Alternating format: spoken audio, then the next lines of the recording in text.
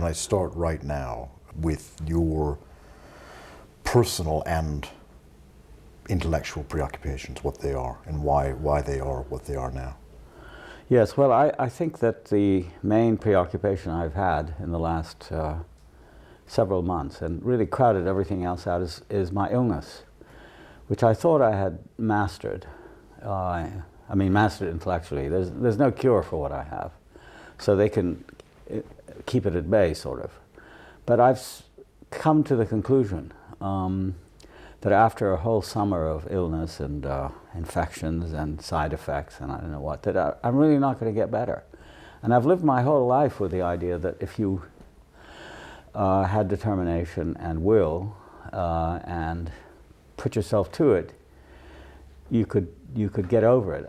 But I can't, and it's just it's very, very discouraging for me, and has made it impossible for me to concentrate on almost anything else.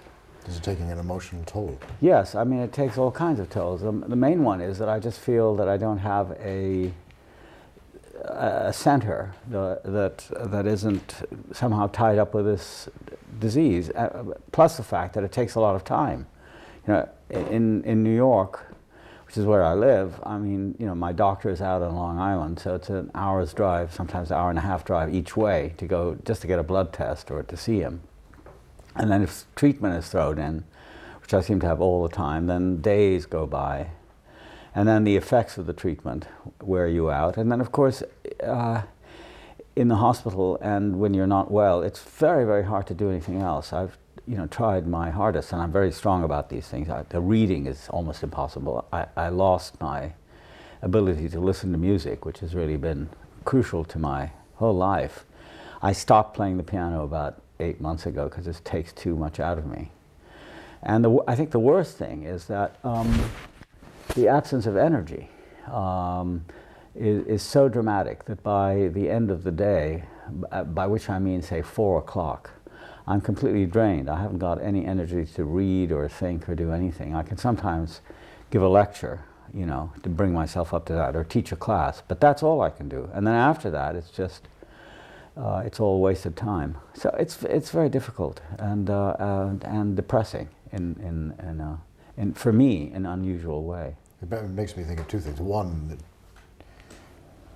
you've already packed so much into your life, musically, academically, intellectually, politically. Mm-hmm. It's a good thing you haven't wasted any of your time before now. So in a way, mm-hmm. the rest may be a welcome thing for your I don't feel it that way at all. I don't feel it as rest. I mean, things I still want to do, and I still, you know, buy books that I don't read with every intention of doing, take on projects, you know, to travel or write or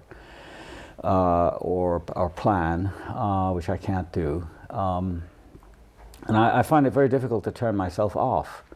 So looking back over my life, it doesn't seem that way to me. In other words, it doesn't feel as if I've done that much, because there's still so much more. Yeah, still what I want to do. There's so much more to do, and I still have this kind of ridiculous thing, which I got from my father, I guess, who's been a great both positive and negative influence on me. You know, that you've got to keep going and not look back at what you've done, because if you do that, then you sort of start to vegetate, and there's a kind of moral business about not doing anything. So the idea of relaxation and resting, which is what my doctor keeps talking to me about, I just completely refuse. It's not. It's a visceral, almost totally physical revulsion from the idea of resting. But the second thought that I had in relation to this was also that, and this is the bad thing, mm-hmm. it must be a very frustrating thing, particularly now, because it's a crucial moment in relations between the two places you've been most concerned about, the West and the Arab world. Right. Crucial in that what is happening in the Israeli occupied territories is at a turning point. Mm.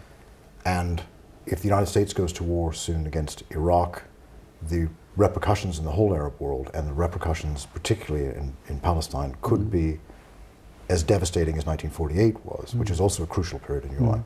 And that this inability now to be focused and to be working hard must be particularly difficult for you now? Yeah, well, it actually began, I felt it very strongly on September 11th. I was in New York at the time, and immediately after the 9 or 9:15 events took place, I mean in the morning, I was deluged with phone calls and requests from all the media, but my immediate reaction was I didn't want to do it. I just couldn't get into it. I felt I didn't have the strength. I felt also that most of them were interested in talking to me because I represented, quote unquote, the other view, the terrorist view, and I didn't want to be slotted into that. And in the past, I mean, for example, during the first Intifada of the late 80s, it was a position I welcomed, you know, because there was an opportunity to sort of clear a space away. I always feel alone. I don't feel there's any, I'm not, you know, in America at least, I really haven't been part of organizations. But you know, I had friends who were very important to me, who have since died, like Iqbal Ahmed, like Ibrahim Abul-Lughod, who died in the last couple of years. But I felt on September 11th that I just couldn't do it. And so I just turned it all down. And then I decided that I wouldn't write for the American media. I just couldn't do that either. The Times, New York Times, rang me up several times, and I didn't want to give them anything.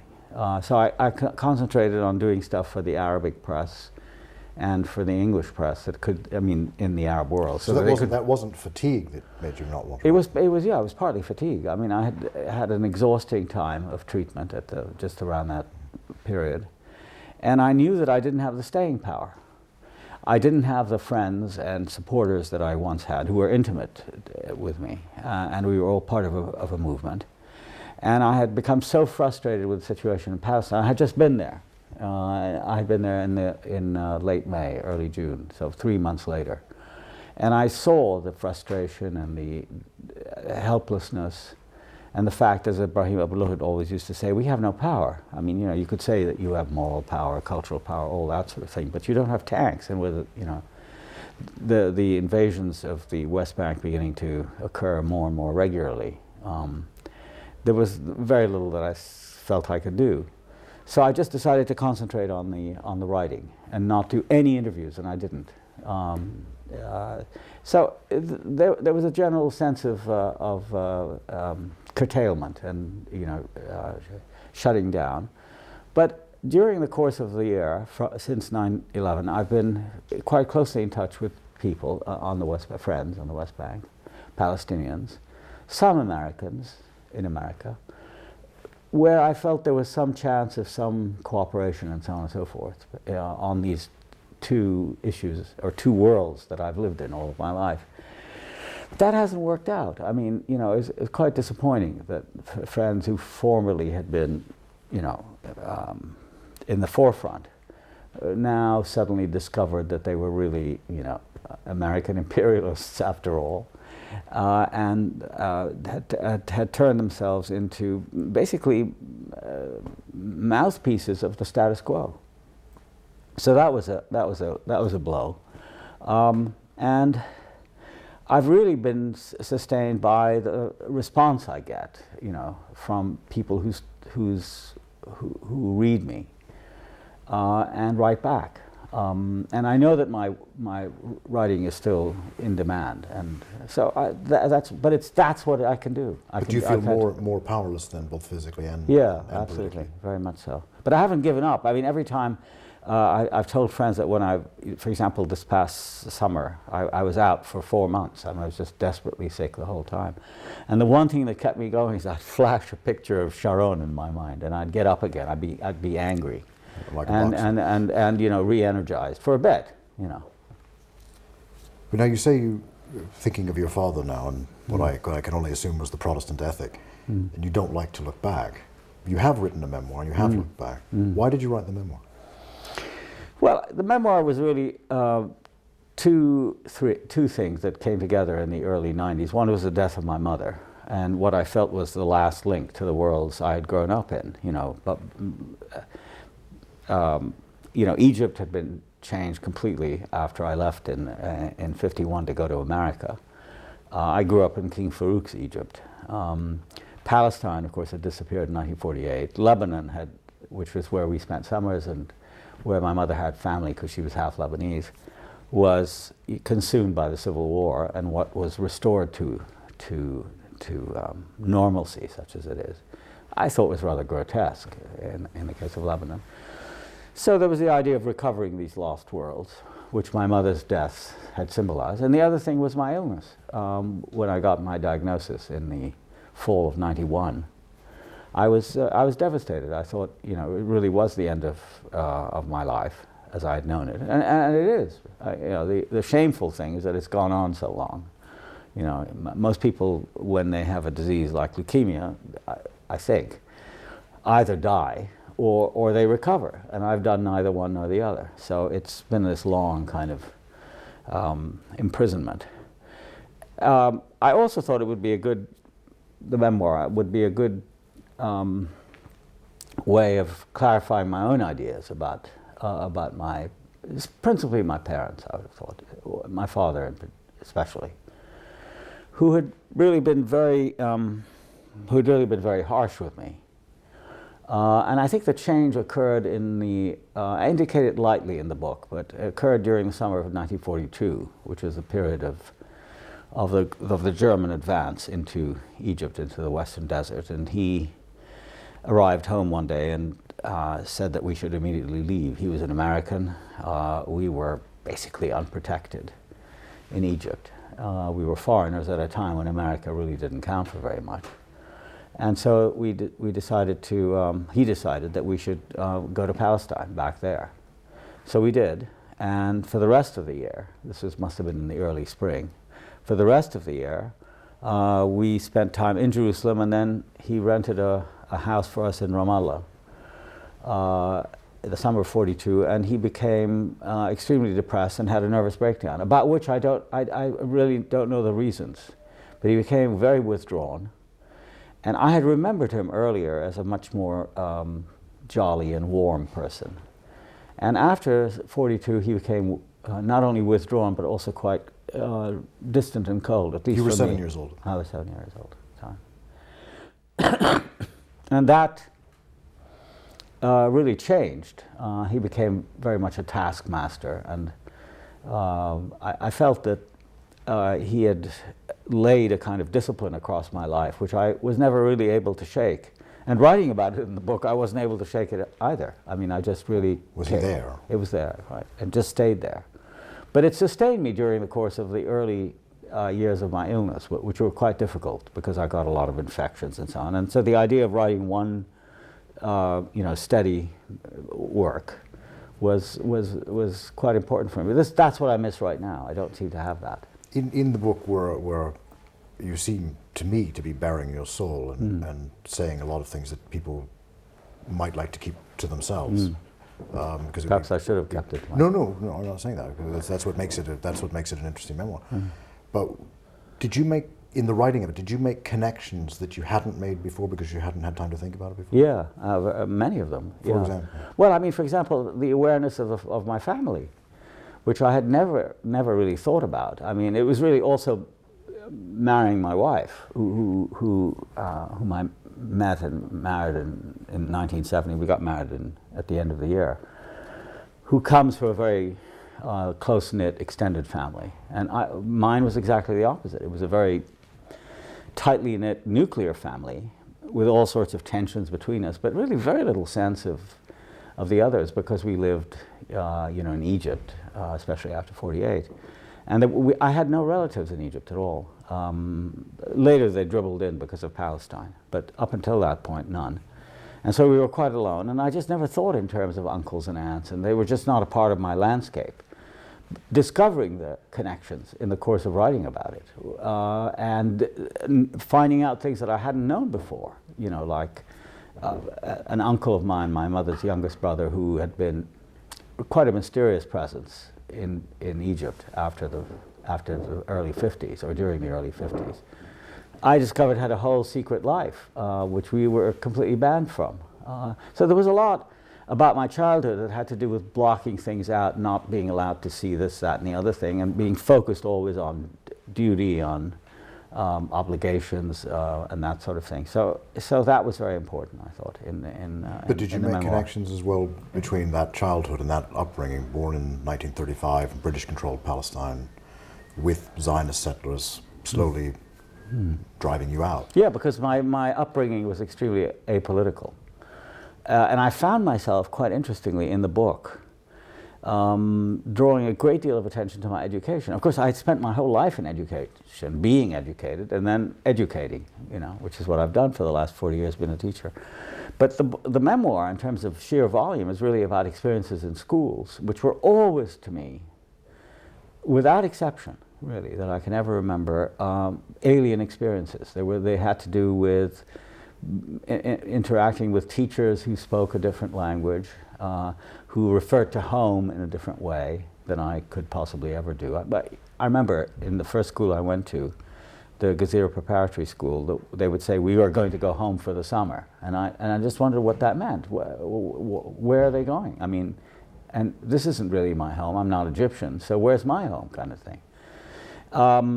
There was that sense of education as somehow alien, something to be resisted, which is what I felt for most of the time. But later on, then I understood that education was also what you could get out of it, despite that sense of alienation, if you could do it, and you had to do it on your own. So it was the discovery of a kind of self-reliance, I think, which was very, very difficult to plot, because it would appear at times, and then most of the rest of the time I was very compliant.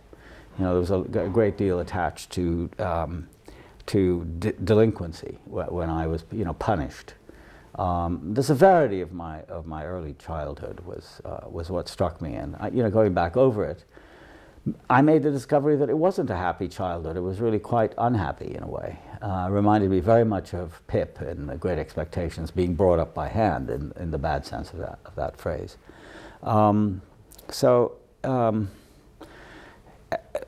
Gradually, the politics of it became apparent. My hope in the memoir had been, and my determination had been from the beginning, not to write about politics, but to let all the subsequent events appear in the cracks, as it were, of my narrative.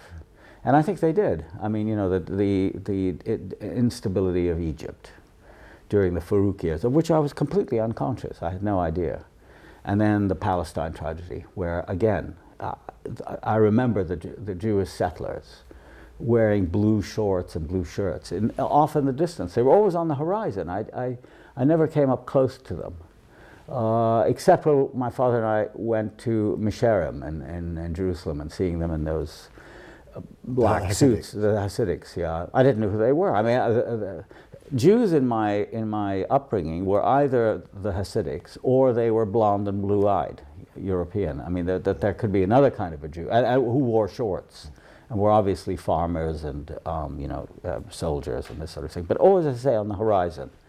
So I didn't really know what was happening. I was just too young and probably too old not to have seen some of it and experienced it, and the presence of the British not far from our house in Talbiya, where we would spend time.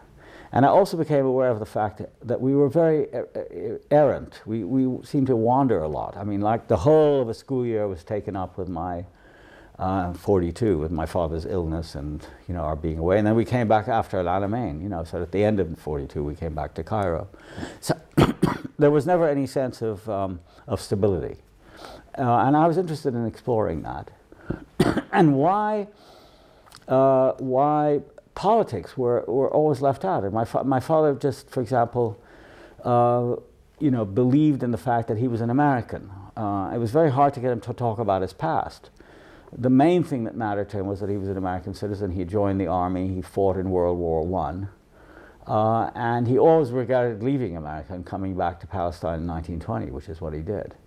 So I wanted to, sort of go into all of that. But what's the connection between that boy growing up in colonial Egypt, colonial Palestine, and the man that you became, the academic, the critic, the musician? That's the connection that I'm interested in. How do they play against each other? Well, it was very hard for me to establish a connection because I didn't see it. The one thing that I was able to note, really consistently through my childhood into the present, was my interest in language and in music, and they were almost exclusively connected to my mother. I had a certain gift, you know, for self-expression, for articulation, you know, which was nurtured by my reading habits, which were omnivorous, and you know, don't forget, I grew up without television. Movies were banned, except for once a week, usually a children's movie. You did write in your book that you did like going to the movies. You particularly liked John Hall and other yeah, those films, yeah. Tarzan films. Yeah, Tarzan films. Interesting, they were almost all colonial Yeah, films. of course, of course. And I always identified with the colonialists, not with the, you know, Fanon talks about that. He said when he saw the Tarzan films in Martinique, he identified with Tarzan, not with the blacks he was always destroying and, you know, screaming at and throwing knives at. But when he went to Paris and saw a Tarzan movie, he identified with the blacks. But of course I was there, I was in the colonies, I identified with a white man. But anyway, those were very rare experiences, you know, once a week, once every 2 weeks, and they were very carefully monitored for quote-unquote children's movies. The rest of the time I was loosed on the library, so I read Defoe and Scott, the English classics.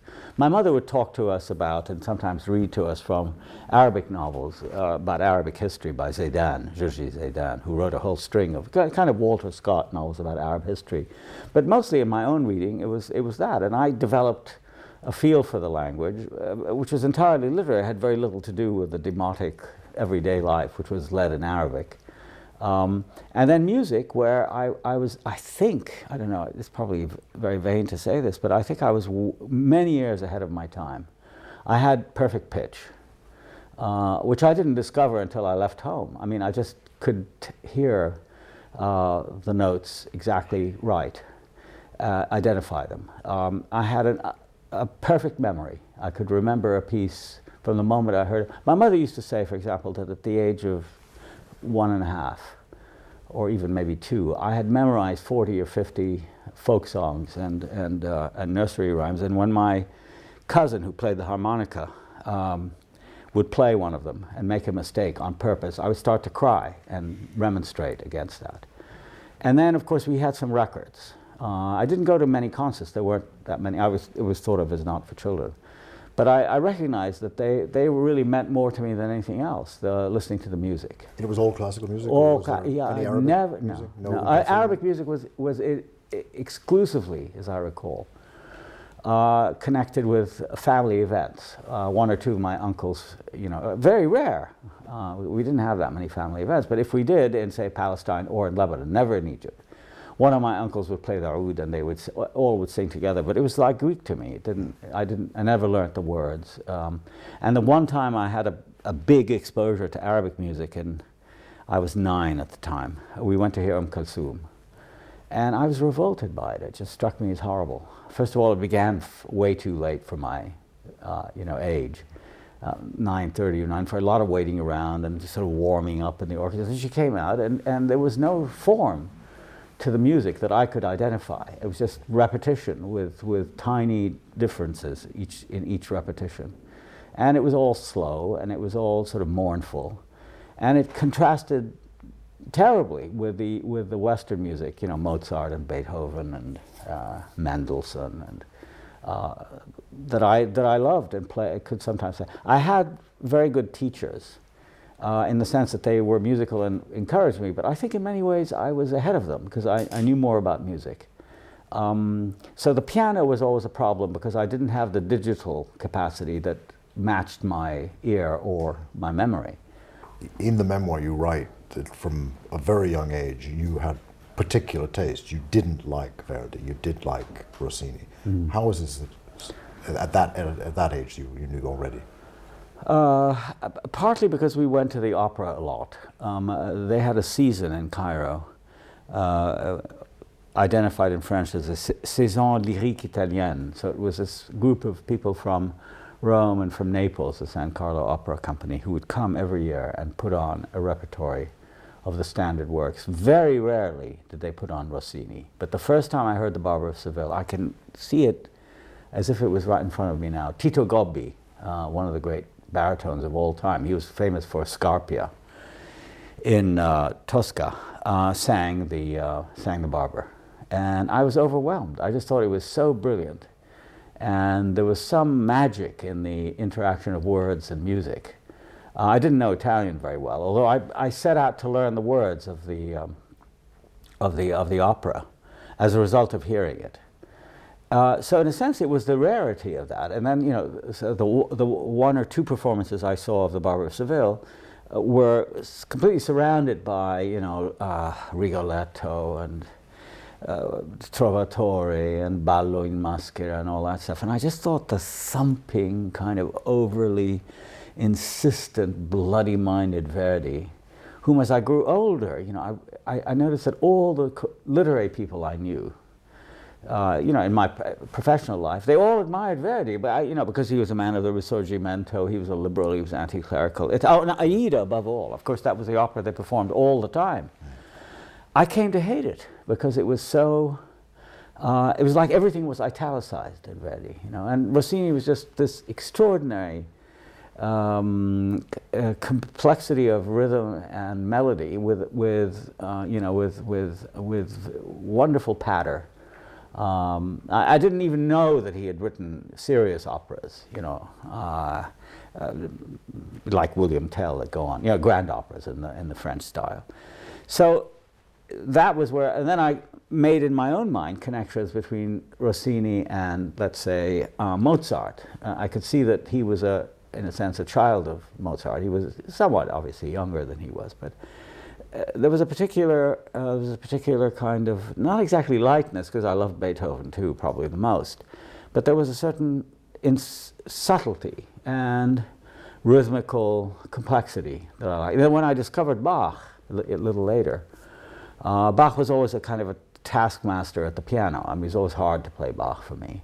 Partly because I wasn't introduced until much later to counterpoint, which, you know, became really a kind of obsession of mine in my later life. But when I became introduced to Bach, then everything, you know, opened up in a quite amazing way. And I felt my musical development was always continuing. And, you know, my friendship with Barenboim, which is, you know, over the last 10 years or so, is part of that. And that's why it's been so satisfying, because it just opens further and further vistas, which I don't have in any other field, you know, except literature. When I discover somebody like Cavafy, you know, it's just out of the, you know, out of the academic development of one's, or professional development of one's own life and mind, you see these quite extraordinary landscapes opening up, and music and literature are the only ones that provide it. There's a kind of sameness to politics, you know, intellectual debate, all the stuff that one lives by. But in those two fields, there's this quite unique kind of unfolding disclosure kind of excitement which has sustained me. This makes me wonder if there's a connection between this and the fact that you became an interpretive artist, not a composer playing the piano, that you were a critic, not a novelist or a poet. You said when you went to the cinema as a child, I luxuriated in the sanctioned freedom to see and not be seen. Is there some, where does that come from? Why did you want to see and not be seen? And also, does that have something to do with the fact that you're a critic and not a novelist, that you are a pianist and not a composer?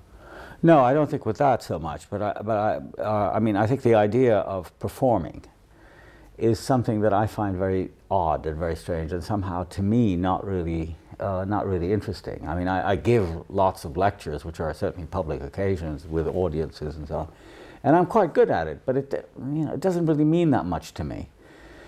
What really means much more to me is the privacy of my own thought, where I am interacting with something, whether it's a piece of music or a piece of literature, and I've really, in a sense, stopped feeling the difference between what I do as an interpreter and a critic on the one hand, and say a novelist on the other. I mean, I think in many ways they've come together for me.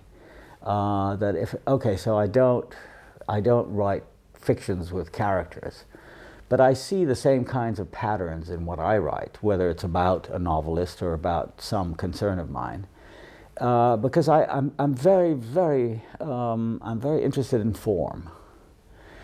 I would say I'm a formalist, and abstractions, patterns that are behind the actual structures of a work of art or a piece of writing or an essay matter to me in a tremendously urgent way. whether it's in music or in words or in structures of feeling. And it seems to me my whole sort of life pursuit is to try to give those different expression using different media, whether it's words or music in a different way, or trying to find not exactly equivalents, but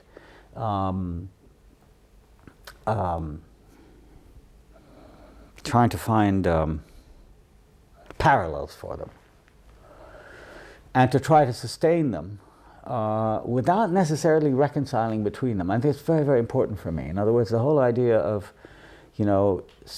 of narrative is very important for me. Okay, I mean, stories matter a great deal, but it's not the stories that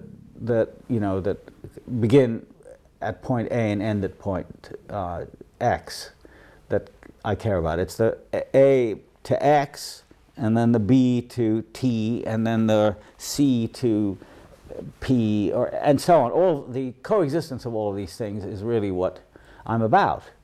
And insofar as I can keep them going, I feel there's a connection between words and music and form. Do you take the same view of politics, where you were also a critic rather than formally engaged? Well, because I think there's a particular independence that I've felt in all these realms, which is not quite the same as actually being a political actor. I mean, I feel I am a political actor by virtue of what I've said and written, but not in the formal sense, in the sense of having a position, of having a status. I've never wanted that. I'm interested in how all of your fields of endeavor somehow connect, and I'm particularly interested at this moment in how the music plays into the politics, plays into literary criticism, plays into your intellectual life. Well, it does in some way, but I'm not sure that I can articulate it, except that there are certain recurrent sort of motifs that I guess you could call musical. One is the notion of parallel lines, that is basically counterpoint, operating together without the necessity of being reconciled at any one moment. I mean, they could be quite antagonistic with each other. I mean, if you were to freeze a moment in time, let's say in a fugue, you could hear maybe a terrible dissonance. But that doesn't matter, because what matters really is the flow and the flow together and the interweaving of lines or voices, if you prefer, because the voice is the basic unit. And it's interested me in, for example, speech, the way people speak. I hear a dimension which has less to do with the actual substance. Very often there isn't a substance, but just even normal speech patterns in conversation or formal rhetoric that brings to mind other speech patterns that I've heard and somehow retain and play off against each other.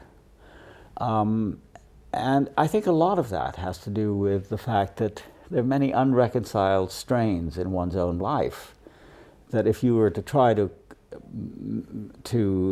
rationalize them or explain them as to why this and not that and how does this relate to that, you'd say, well, I just can't do it. I mean, there's no way that I know of to reconcile, for example, my interest in literature and my very urgent interest in political events, let's say, especially connected with the Palestinians, which are almost always traumatic, having to do with tragedy and loss and dispossession and torture and that sort of thing. You can't. So you just let them operate. And my capacity, or one's capacity, comes to be like you might say, not exactly an enclosure, but a common space, which for me is the common space of experience. I mean, the main category is human experience. And you can experience it all as a jumble. You can just say, well, it's all happening together in some way. Or you can filter out most of it and say, this is really the important thing. Or you can say, as I do, that they're all there, and your role as a mind, as a intellectual, as an interpreter, in the end is creative to the extent that you allow them to continue, and your role is to also then to sort of see them operating together and allowing them to play off each other, and you record that in some way. So that the canons of understanding, the canons of interpreting, apply in all of these different instances, whether it's music or politics or literature.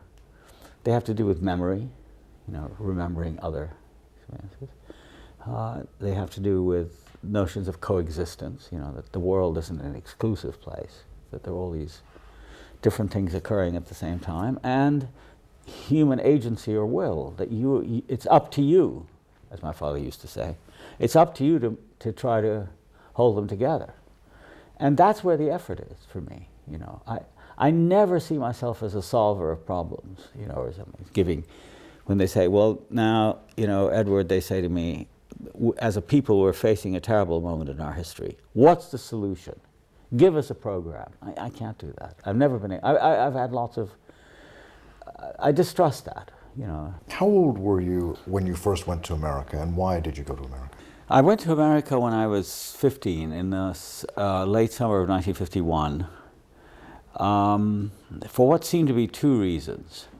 One was that I had, in the spring of 51, had a bad episode in the school I was then going to in Cairo called Victoria College, where I was very rowdy, it being a moment of great tension between the teachers, who were all English, and the student body, which is all not English.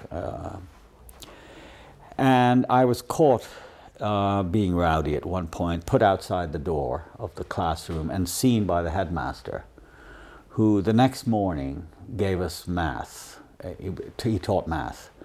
And it was a 2-hour math class called additional maths. It was trigonometry, I think.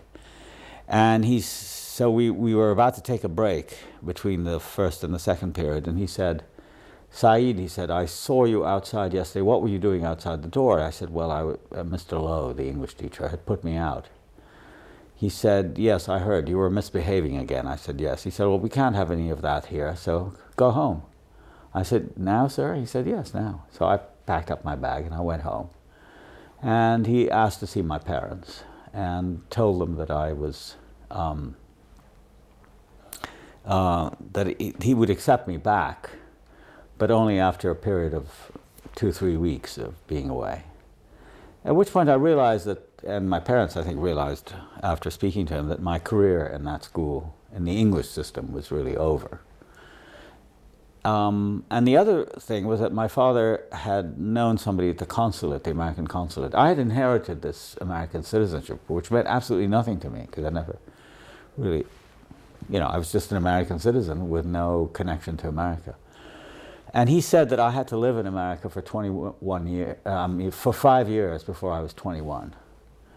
And since I was, in order 50, to keep the citizenship. In order to keep it.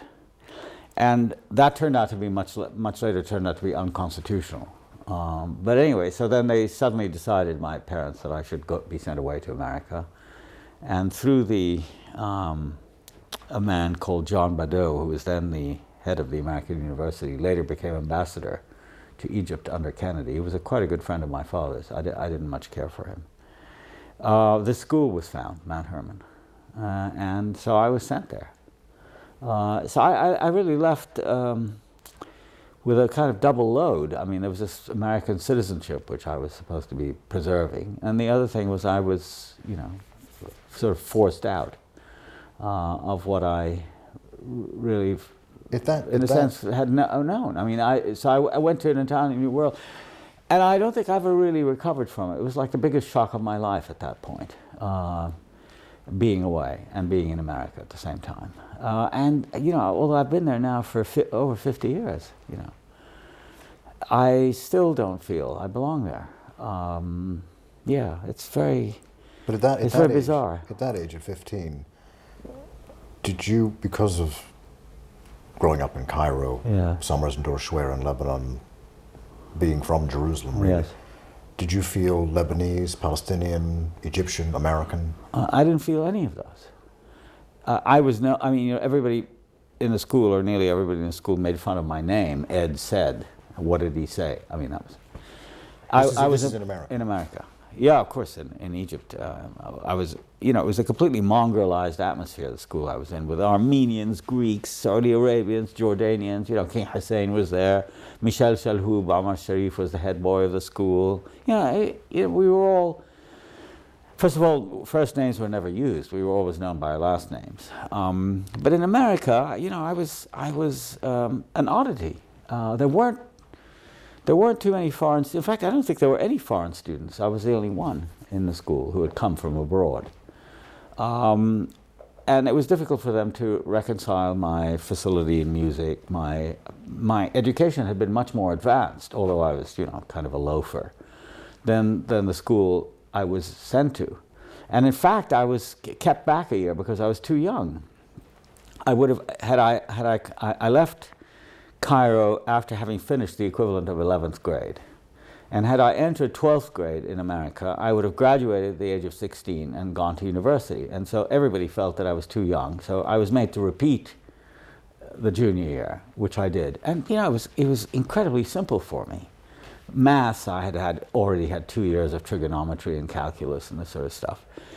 In English, I had read everything. And, to be asked to analyze a play like Macbeth or The Emperor Jones, which was another one that we did in those days, or Sinclair Lewis, it was child's play for me. And French was the language offered, and of course I knew French very well.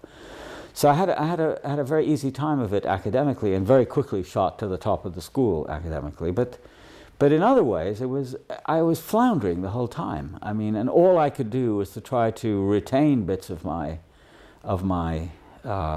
myself to get through the day. But I was overcome every day by homesickness and longing to be somewhere else. Obviously near my parents and what my mother gave me, which was a kind of sustaining affirmation, which I didn't get in the school at all. I always felt I was delinquent. Was it a boys' school? Boarding school. Boys' school. Boys. And boarding school. Religious affiliation? There was a lot of chapel. I think it was 5 times a week.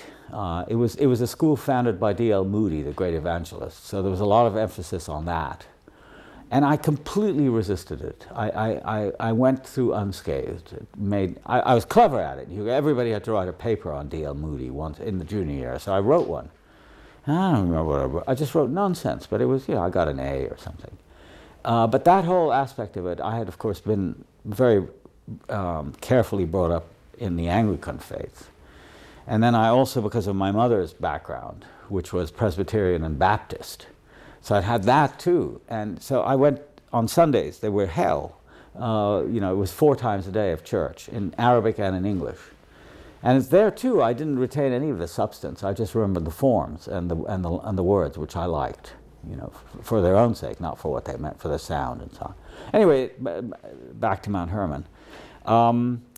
So I couldn't wait to get out. The problem was in vacations, which were quite long, Christmas and Easter, I had no place to go. I had some relatives in New York of, cousins of mine. But they were really equipped to have me, but they did. It was too far to go back to Egypt, except in the summer, because it takes 3 days to come. I went to America originally in 51 by boat, but flying in 52 took 3 days to get to Cairo. So it was something you could only do once a year. Luckily, my parents could afford it.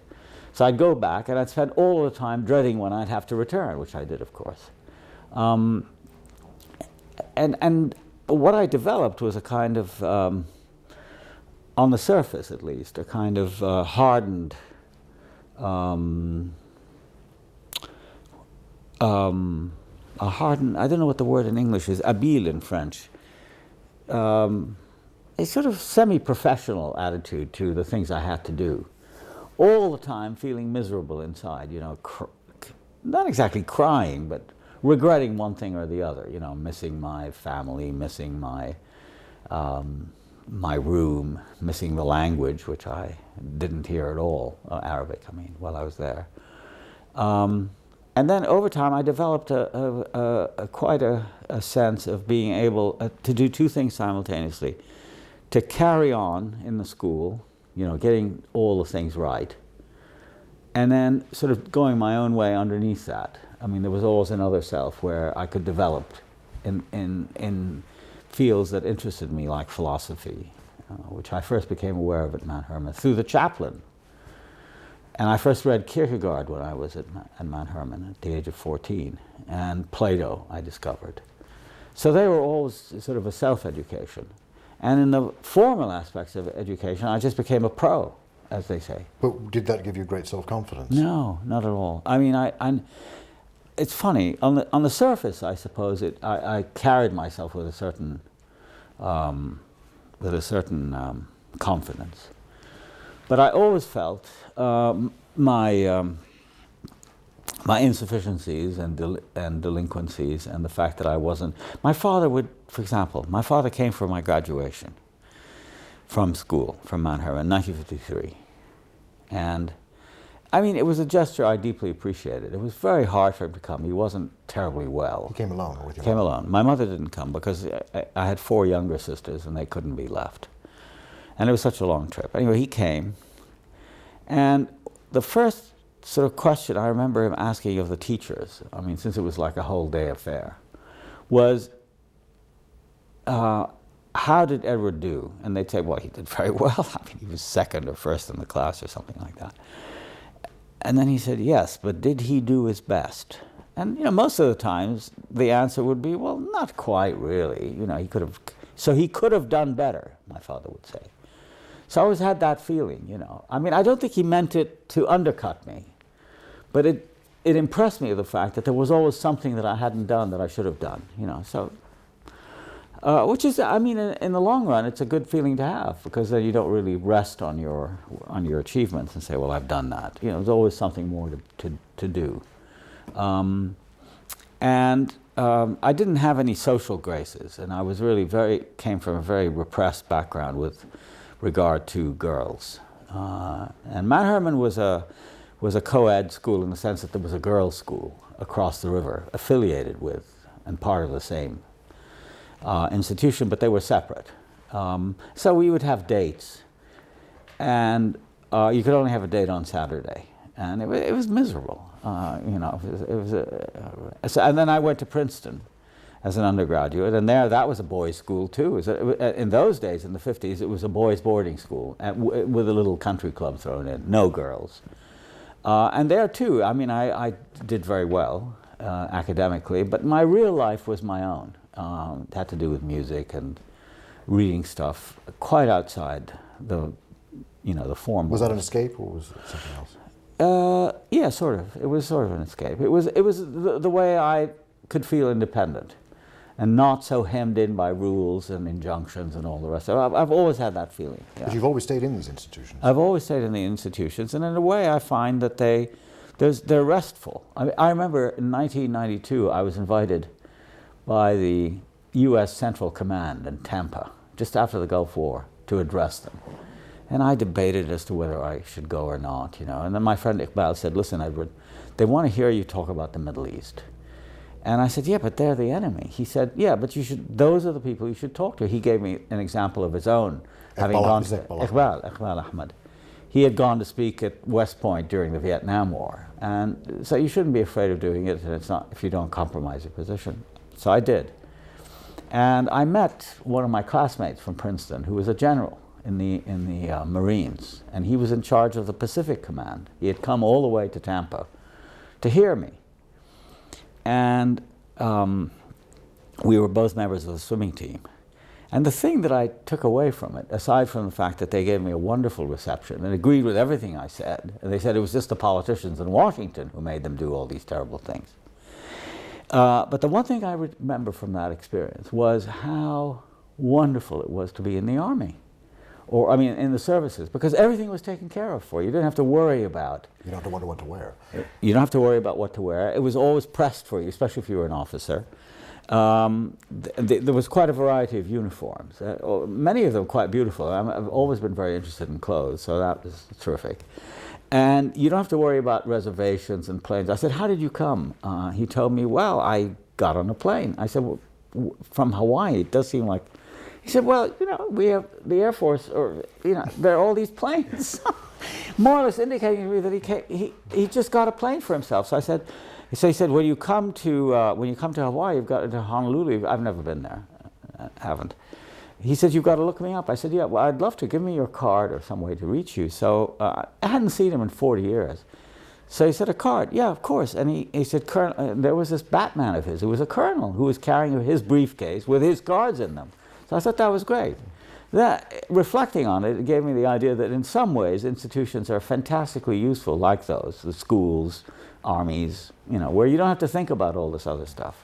And you can get on with your own. Concentrate on killing people. Well, in their case, in my case, concentrate on making it harder for the ones who do. Yeah. Has it been very hard for you in your life? Okay, your family were Protestants, sort of detribalized in Levantine terms, no longer belonging to one of the conventional... Yeah, Orthodox, Greek Orthodox. So they left that, so they're already Yeah. cut off. Yeah. Then you're cut off from Palestine in 48, cut off from Cairo and your entire family in 51, in this strange new world.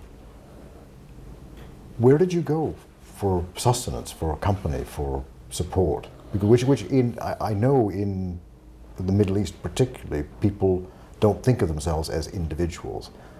They think of themselves as parts of something. Yeah, I didn't have much of that. I didn't think I was part of a larger whole. So a lot of the time I was developing a kind of independence of my own, as I said, outside my main identity, which was, as I grew older, you know, I became a professor and a scholar, and so on and so forth. But I always had this other life, which allowed me to make connections with people. I mean, as I saw, it was useful or pleasurable for me. It's a kind of great luxury. Many years ago, I devised this scheme. It's a verbal one, where the difference between filiation and affiliation, where filiation is, you know, what you get from your inheritance and your background and, you know, being a son, which is what I was. Affiliation are connections you make when the others sort of fail or break down. And since that filiation for me had always been a problem, I really spent a lot more time affiliating, making connections with people through my work, through politics, always across lines, you know, with people who were quite different from me, and intellectually, people who were at the opposite extreme. I mean, that's the greatest pleasure of all, you know. People whom in everyday life, for example, I would have nothing to do with because it'd be so reactionary. But you know, to get from them or to somehow connect with them in ways that were sort of against the grain, that's been the greatest thing. And who would you think of in this regard? Well, I mean, the close friends I've had, you know, who have been so different from me.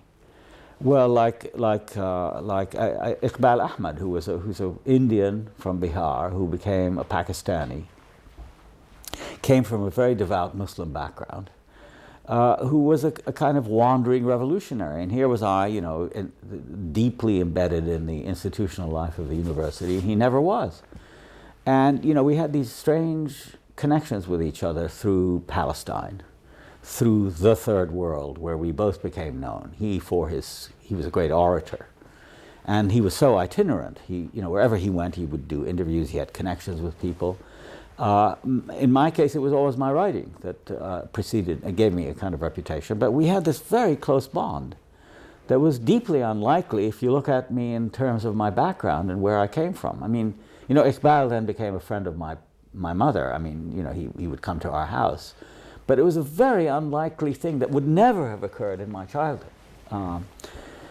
Then intellectually, you know, one of the great influences on me was an Italian philosopher that I read when I was about 20 called Vico, who was an 18th century Neapolitan, who was a professor of Latin eloquence. I think the single most powerful intellectual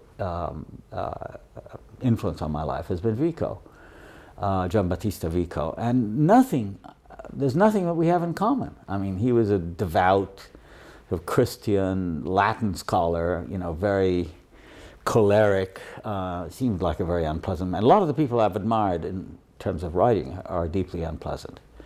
Conrad, you know, who is the great figure of my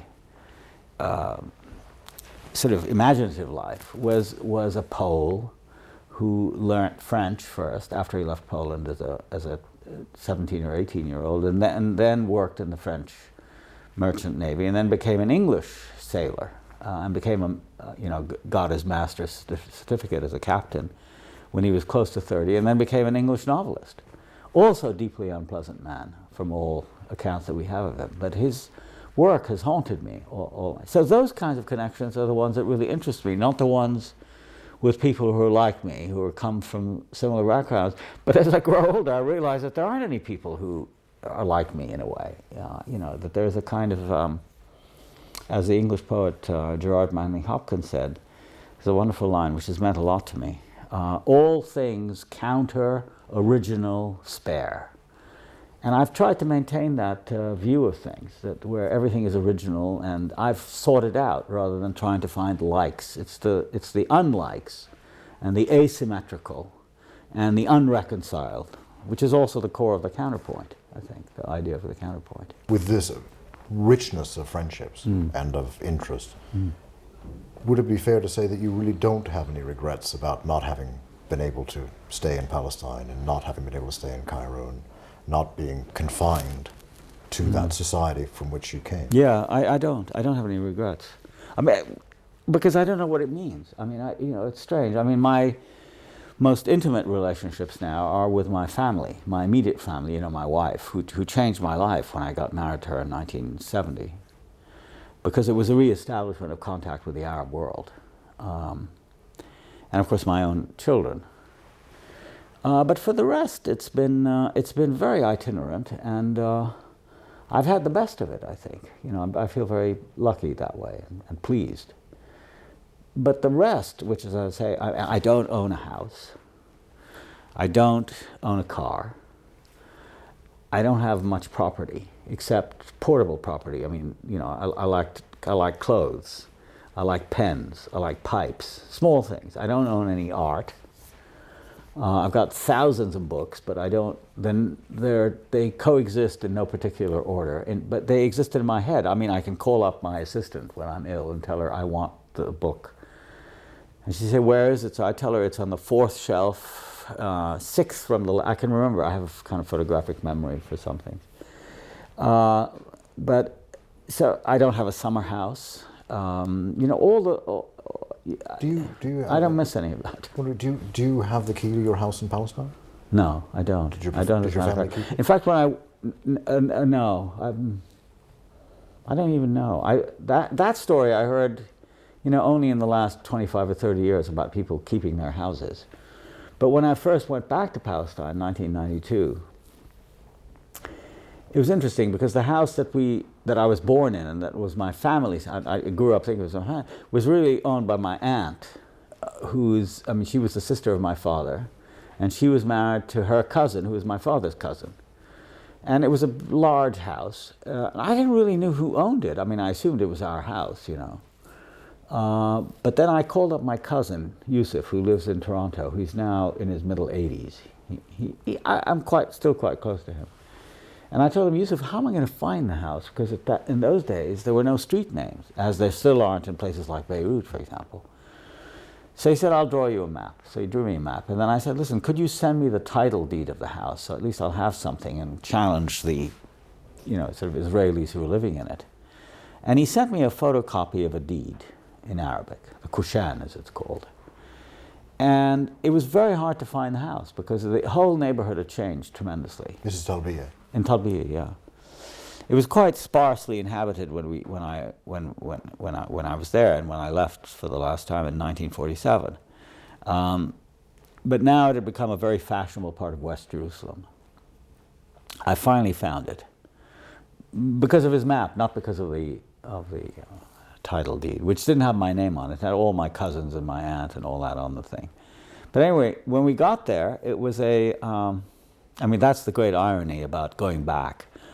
It wasn't somebody else's house. I mean, I was ready to confront, as in the Ghassan Kanafani book, you confront the people, the family who lives in the place of your family, become an office. An office of what? It was called the International Christian Embassy, a fundamentalist, extreme right-wing, Zionist, Christian organization, run by a South African, married to a Syrian. You know, it became an office. And there was a thing, I took a picture of it, of the little sign outside the house, international office hours, such and so. And my daughter was saying, "Daddy, don't you want to go in and see?" I was pointing to the room I was born in, because you could see it from the street. This house was completely unchanged. I remember the pine tree, and there was an orange tree in the garden where my sisters and I used to play, and my cousins. And I just couldn't go in. I didn't want to go in. I mean, what would it be like to go into a house that had become an office? So I realized that going back, really, there's not much. And before the Christian embassy, Martin Buber had lived in that house. No, he had lived. No, it's complicated. He had, yeah, well before, but he had lived before 1948. It was during the period when my aunt and her family were in Egypt, where her husband had a brain tumor, which they thought at the time could be cured by salts, and they lived in Helwan, 3940, and sublet the house to Buber. And then when they came back, he wouldn't leave, so they took him to court. In the meantime, my uncle had died, and my cousin Yusuf was in charge of the court case, and they won the case. And Buber was forced to leave, but he asked my cousin if he could stay out another year or something like that, academic year. He was teaching at the Hebrew University, so they came to an amicable agreement. And then from then on, they lived in it till 48, for those last 8 years. Okay. Why is it, do you suppose, that so many Palestinian men cannot go back into their old houses when they were first allowed to after 1967? Those refugees who were in the West Bank, often their wives or daughters would go into the house, but the men wouldn't. And subsequently, after Oslo and so on, when other people came back, again the problem: men overwhelmingly could go and look at the house, but as in your case, just couldn't go in. Well, the first answer that comes to mind is shame of some sort. I don't know, and embarrassment, but. A friend said that another reason is probably that it's some form of etiquette, that it's the woman who does the visiting usually in Arab culture and feels more easy about doing it. I think it's a form of myself, male cowardice, you know, because it has to do with who lost the house. And there's certainly a responsibility that's felt by the man who left. But it's a man's duty to sustain his house. What? It's a man's duty to protect his family. Or at least not to leave, yeah. I mean, I think that that's been the most unsettling question of all for me, looking back over the events of that time, is why did so many of them leave? My cousin, for example, who is in his mid-80s now and was the last member of my family to leave that house, I've talked to him about it many, many times. And, you know, there isn't really a satisfactory answer as to why he just didn't stay. He said there were agreements to do X and Y and Z which were not followed. So he saw others, you know, leaving. That was one. There was no organization. And there was no protection. I mean, he was basically unarmed.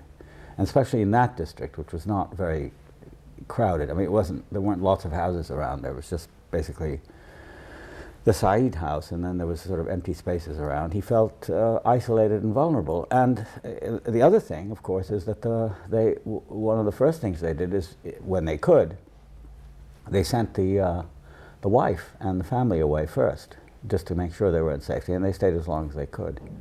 So I think there's a combination of shame and perhaps guilt, embarrassment. Didn't the massacre at Deir Yassin play a role in that as well, as an example? In some instances, yeah.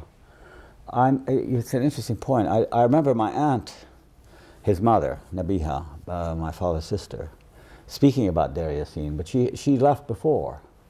And they lived together in that house in Talbiya, where I was born. But I remember her talking about it in Cairo, along with her daughter, Evelyn. So I don't really know anybody that I can think of right now who actually was directly affected by Deir Yassin, the fear. But there were other events of that sort, other massacres that are only now becoming uncovered, and people talk about them. But at the time, I think it was a general atmosphere of helplessness and panic, basically. Now I want to go back to your work and to your first books. In Orientalism, when you wrote it, what were you trying to achieve first? And second, what was the reaction that you got? Well, my whole interest in Orientalism really began, I would have thought, around the time of the October 1973 war, when, for the first time in my history, at least of being aware, there was some Arab military success. 67 was a devastating year for me because everything I'd grown up with, although I was in America by that time, I was alone. The rest of my family was in the Middle East. But everything I had intellectually and politically grown up with, namely Abdel Nasser, perhaps because of the distance from it, had a certain prestige in my mind about it. This was Arab nationalism and so on, and it all crumbled very quickly. And worse, in being in New York at the time, there was a sense of triumphalism, which appeared for the first time in not just amongst Jews, but amongst everybody, where you'd walk down the street and people would say, "How are we doing?" And it was always understood that it was Israel, the plucky little state about to be overwhelmed, but winning this tremendous victory. So there began to grow up in those years or after 67 a kind of library of cliches about Arabs, that they're cowardly, and I remember, for example, my own class of 57 at Princeton. I mentioned this in Orientalism. At the 10th reunion in 67, which occurred just after the war, there was to have been a costume in which we all were supposed to wear Arab costume. And it was changed. And you could wear Arab costume, you're supposed to go barefoot and put your hands up like that. So the Arabs had become representation of defeat and submission and incompetence and so on and so forth. And then with the onset of the 73 war, I found interesting, and I gave a talk, I remember the first time, at the University of Michigan in the winter of 74, was exactly on this explosion of myths that suddenly, the Arabs were seen as being able to cross the canal, the Egyptians, the Syrians made it back onto the Golan Heights momentarily.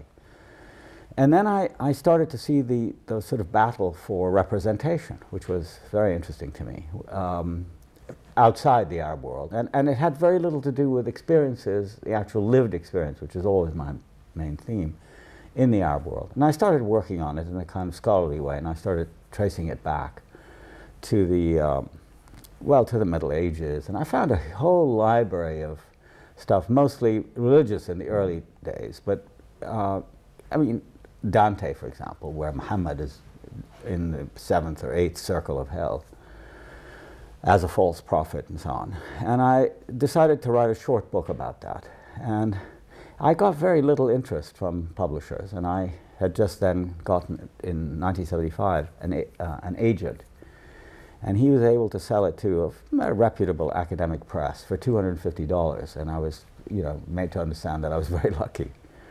Then we spent the year in California, and I was completely free. I had a wonderful year at the Institute or Center for Advanced Study at Stanford. And there I wrote this book, which grew in ways I hadn't foreseen. And then suddenly became something much more. It became the whole history of representation of the other. I think it was one of the first books to try to do that. And then by the time I finished it, when we came back to New York in the fall of 76, I met socially a prominent publisher who said he had heard about this and could he look at it, at which point I said, of course, and I gave it to him.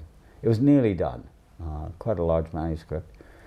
And the next day he made an enormously large offer compared to the $250 I got, and so I sold it to him. And at first, the impact it had was, respectful, quite interestingly. I remember the great historian, teacher of a generation of historians at Cambridge, J.H. Plum, reviewed it in the New York Times. And, found it an interesting book and so on. He was slightly puzzled by it. There was that. But it took about a year, I would say, after that all the various people implicated in it, not just Arabs and Muslims, but also, Chinese and Indians especially, and then other Arabs and Africans and Latin Americans and women and, all the ones who had suffered from these representations that were part of the suppression. I mean, it wasn't just a scholarly thing, but also the way these cliches had been used to govern in the colonial state, really made the book very much a kind of hot item. Completely surprising me. I literally had no idea whatever that there would be such an audience for it, and that it would be translated. So, what was the reaction though from the contemporary scholars that you criticized? Well, it was interesting. It was a generational thing. The young people, like my friend Bassem Musallam, who reviewed it for Merip, which in those days was a quite avant-garde Middle East sort of dissenting academy kind of thing. Don't forget, this was the tail end of the Vietnam War, and the whole question of scholarship, the role of scholarship in politics and the state was very much in the air, partly due to people like Howard Zinn and Chomsky and others. And so I felt myself to be in some way part of that, but I was really going into uncharted territory because of the subject matter. So the generational thing was quite immediately obvious, that the older people who really thought that the word Orientalism was a dignified word signifying Oriental studies and being an Orientalist, reacted with great vehemence. In some cases it took a while. I mean, Bernard Lewis, for example, took 4 years to respond to me. In the pages of the New York Review, they gave him 15,000 words to write a tremendous attack on me, which I responded to. So it was that. The older people were very hurt and upset by it. Not just the Middle Eastern ones, the scholars of India, and especially because I seemed to be touching on the fact that I was touching on it, but I wasn't insisting on it, that they were not of the people who, they were not the people who were having the experiences, they were writing about them. And I implied in the book that the whole question of Orientalism had to do partly with who was the audience, who consumed these images, and it certainly wasn't the Orientals, but it was rather these Western scholars who wrote for themselves. Younger people, that was the most interesting thing. Even members of organizations that I had criticized in the book, like the Middle East Studies Association, MISA, within 10 years, my book had become like their manifesto. And there was a complete sort of revolutionizing of the profession amongst the young people, who then became extremely sensitive to the question of Orientalism in both positive and negative ways. I mean, the negative thing, there was a great deal, certainly in the Arab world, of simplifying, that people thought that I was really defending Islam. And therefore the Islamists used Orientalism, and the book, one of the two books that came after it, covering Islam. Whereas I have nothing to say about Islam in the book at all. I mean, there isn't really anything at all about it. And then others used it as an excuse for a kind of nativism, that only Orientals should write about themselves, which I say explicitly is not what I believe in, the insider-outsider argument. And then there was a whole question, which I think was perhaps the most damaging and serious misreading, which still goes on today, which is to suggest that I identify Orientalism with imperialism, tout court, in other words, that if you study an other, you're automatically being an imperialist and a racist, which is, I don't say that. But there are instances of that. Well, of course, yeah, I mean, but I don't say that it's necessary to be of it in order to write about it. In fact, I say quite the opposite at the end. And I end with what I think are quite, interesting open questions about how does, in fact, one talk about the other without making use of these hobbles that are so difficult to dislodge. The pictures we have in our head of what other people are like, that we get from popular sources, in the case of Orientalism, with Islam, of course, there's a long religious background.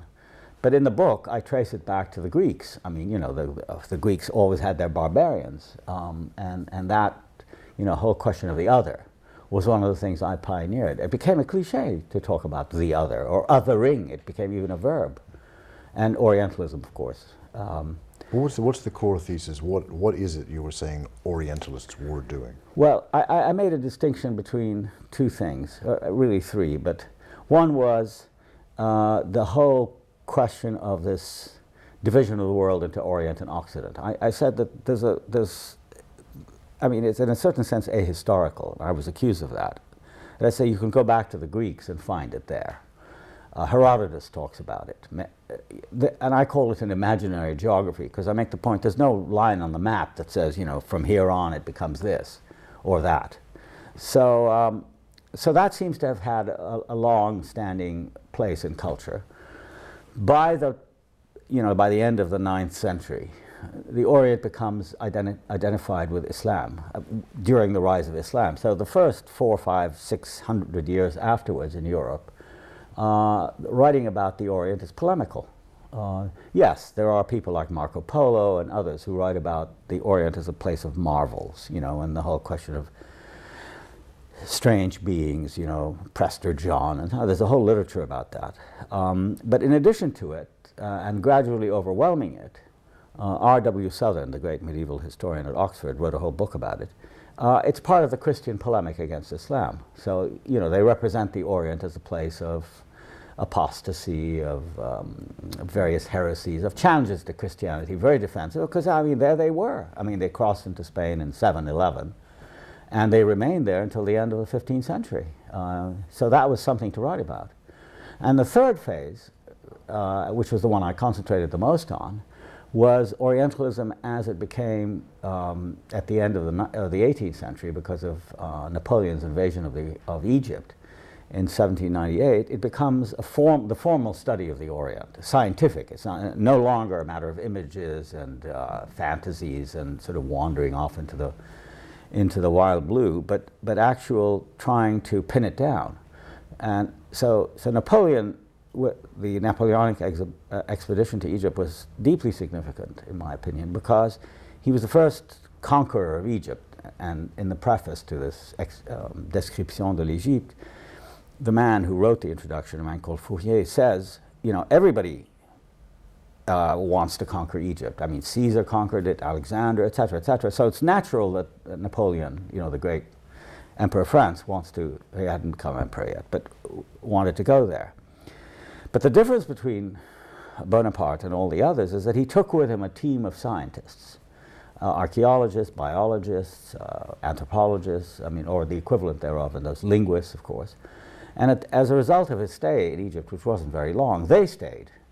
They produced this immense book called the Description de l'Égypte, the idea being to take Egypt out of its sort of amorphous, distant state and make it a kind of object of European scrutiny and study.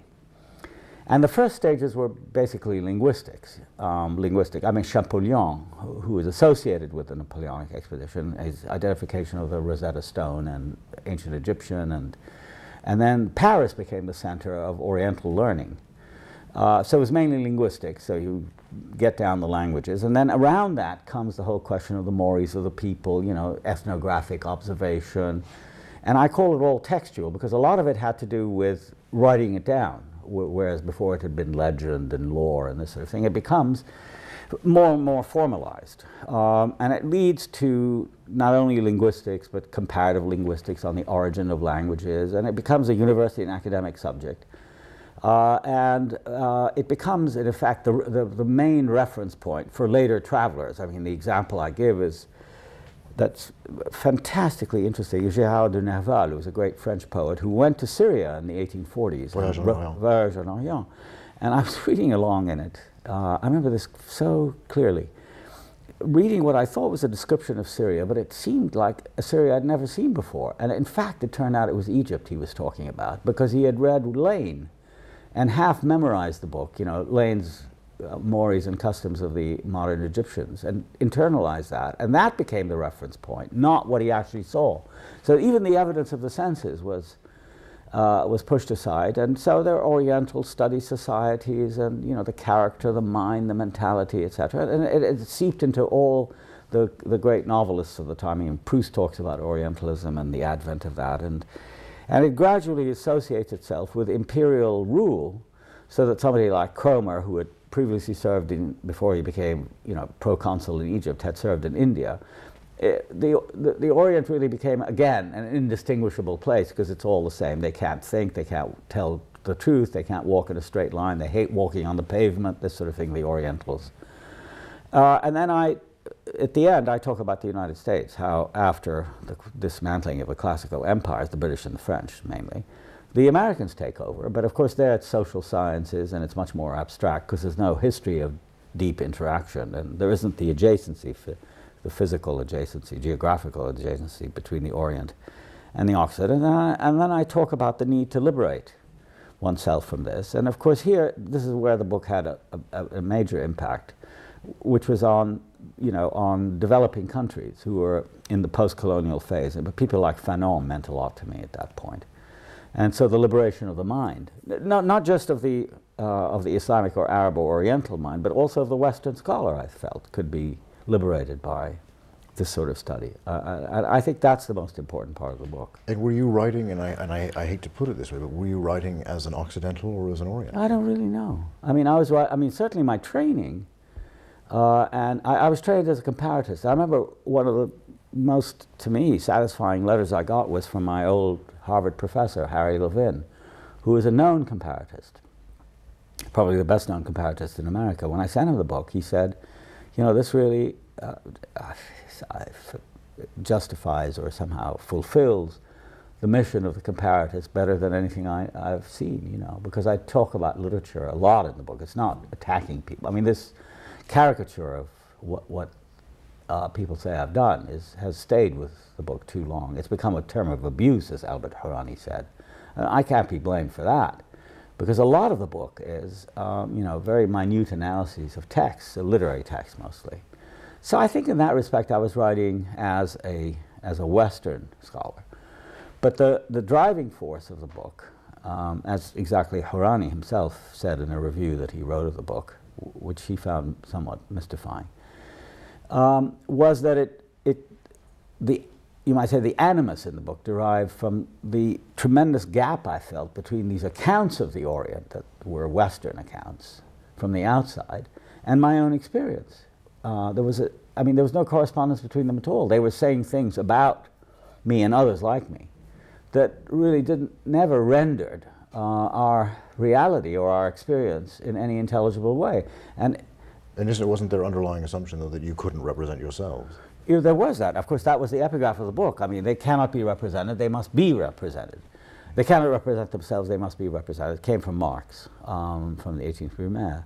And this period also corresponded to a time when, having for many years myself been alienated, you know, educated alienated in America. In the early 70s, well, I got married for the second time in 1970 to a Middle Eastern woman, Mariam, an Arab woman. And I had a sabbatical in Beirut. This is very important to This is when we met. What? This is when we met. When you had this is when we met, exactly. We met in Beirut in 1972. I was there. You were lecturing on Foucault. I gave one lecture on Foucault, that's right. But what I was really doing, which you may not have known, was I was being re-educated or re-educating myself through tutorials on a daily basis with our friend, my father's old friend, a retired professor of Semitic languages at AUB, Anis Freha. And I would go to him literally every day, 7 days a week, for 3 hours from 7 to 10 in the morning. He was an early riser. For Arabic? What? For Arabic.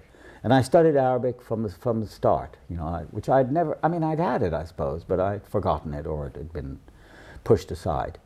And I focused on, first on philology, so I learned all the principles in a comparative perspective, because he knew Hebrew and Aramaic and so on.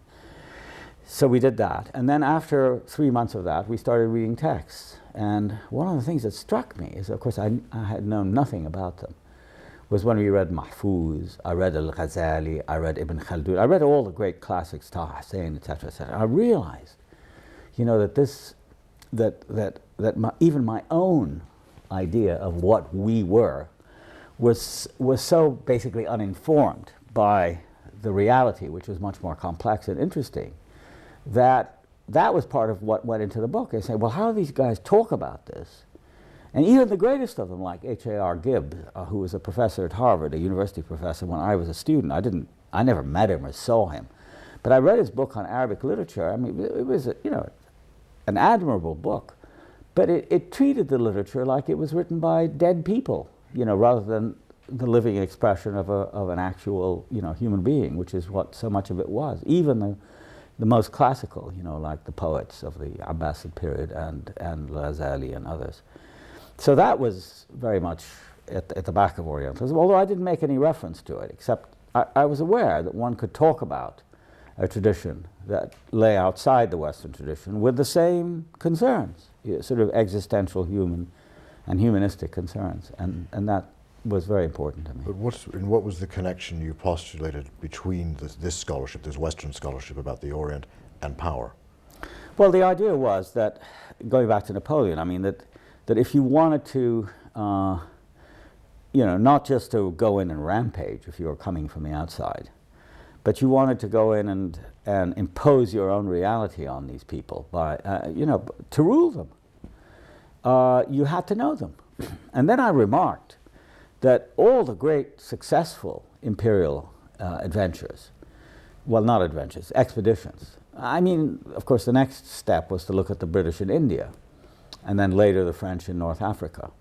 After Napoleon's adventure was an adventure. It was short-lived. He was defeated by Nelson a few months after he arrived, and he left. But of course, the team of specialists stayed on to complete their work. It took them 4 or 5 years.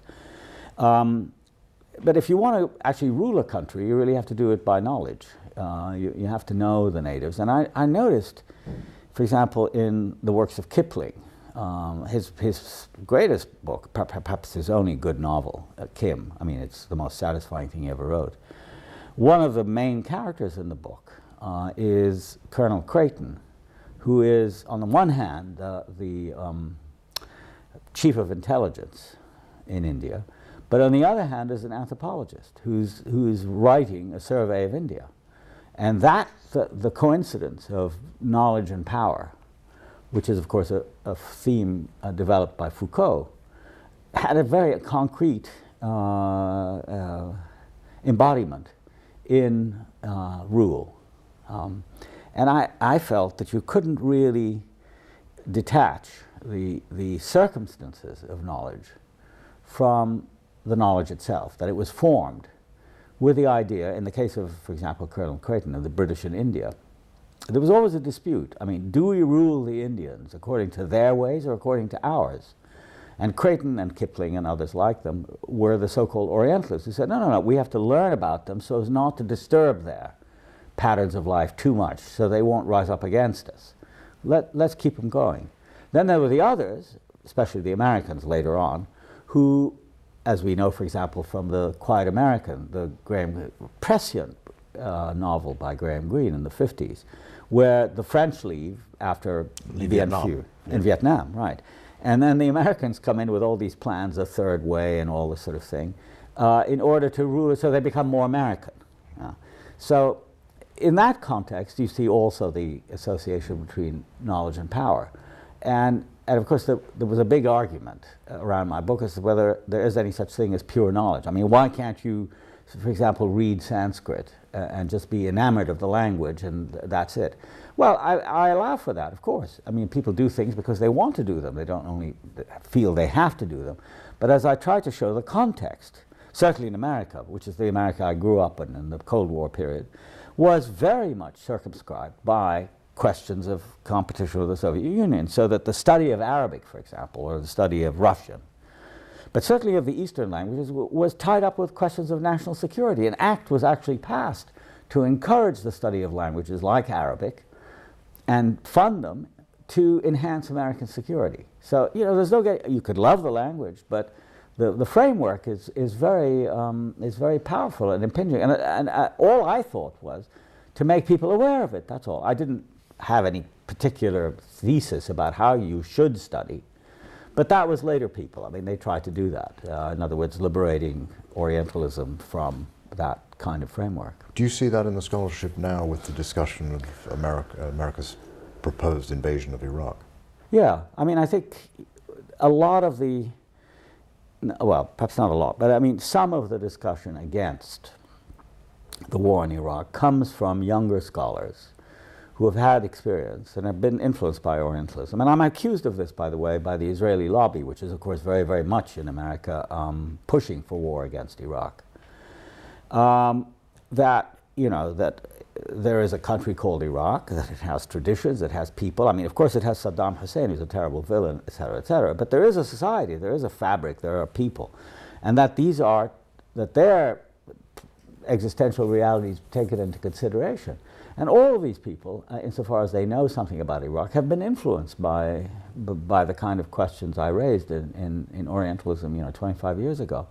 But in general, the other part of what I was trying to do in a later book connected to Orientalism, namely covering Islam, which came out 2 years later, and the question of Palestine, I realized how hopeless it is to change the mass media. In other words, you could have effect on scholars and intellectuals who may or may not agree with you, but at least there is some debate there. With the mass media, it became impossible because the constrictions of pictures and representations increased over time. It's as if, the kind of thing I and many other people after me wrote had no effect whatever. We were back to the demonization of Islam, and the other became the foreign devil, and that whole arsenal of things. And that's what's mobilizing the country. And now, because of the Bush administration, there's a very heavy Christian infusion, the right-wing Christians who think that these are the enemies of, Pat Robertson said, Islam is a violent religion, Muhammad was an imposter. I mean, those are medieval arguments about the man. So that even as a secular person, which I am, I found them, impoverishing and terribly reductive. In Orientalism, in what way does visual art historically fit into the scheme? I was very struck by the pictorial representations of the Orient. Actually, before I wrote the book, I remember seeing a painting by Jérôme I'd never heard of in the Clark Museum in Williamstown, Massachusetts, when I was there in the late 60s, quite by chance.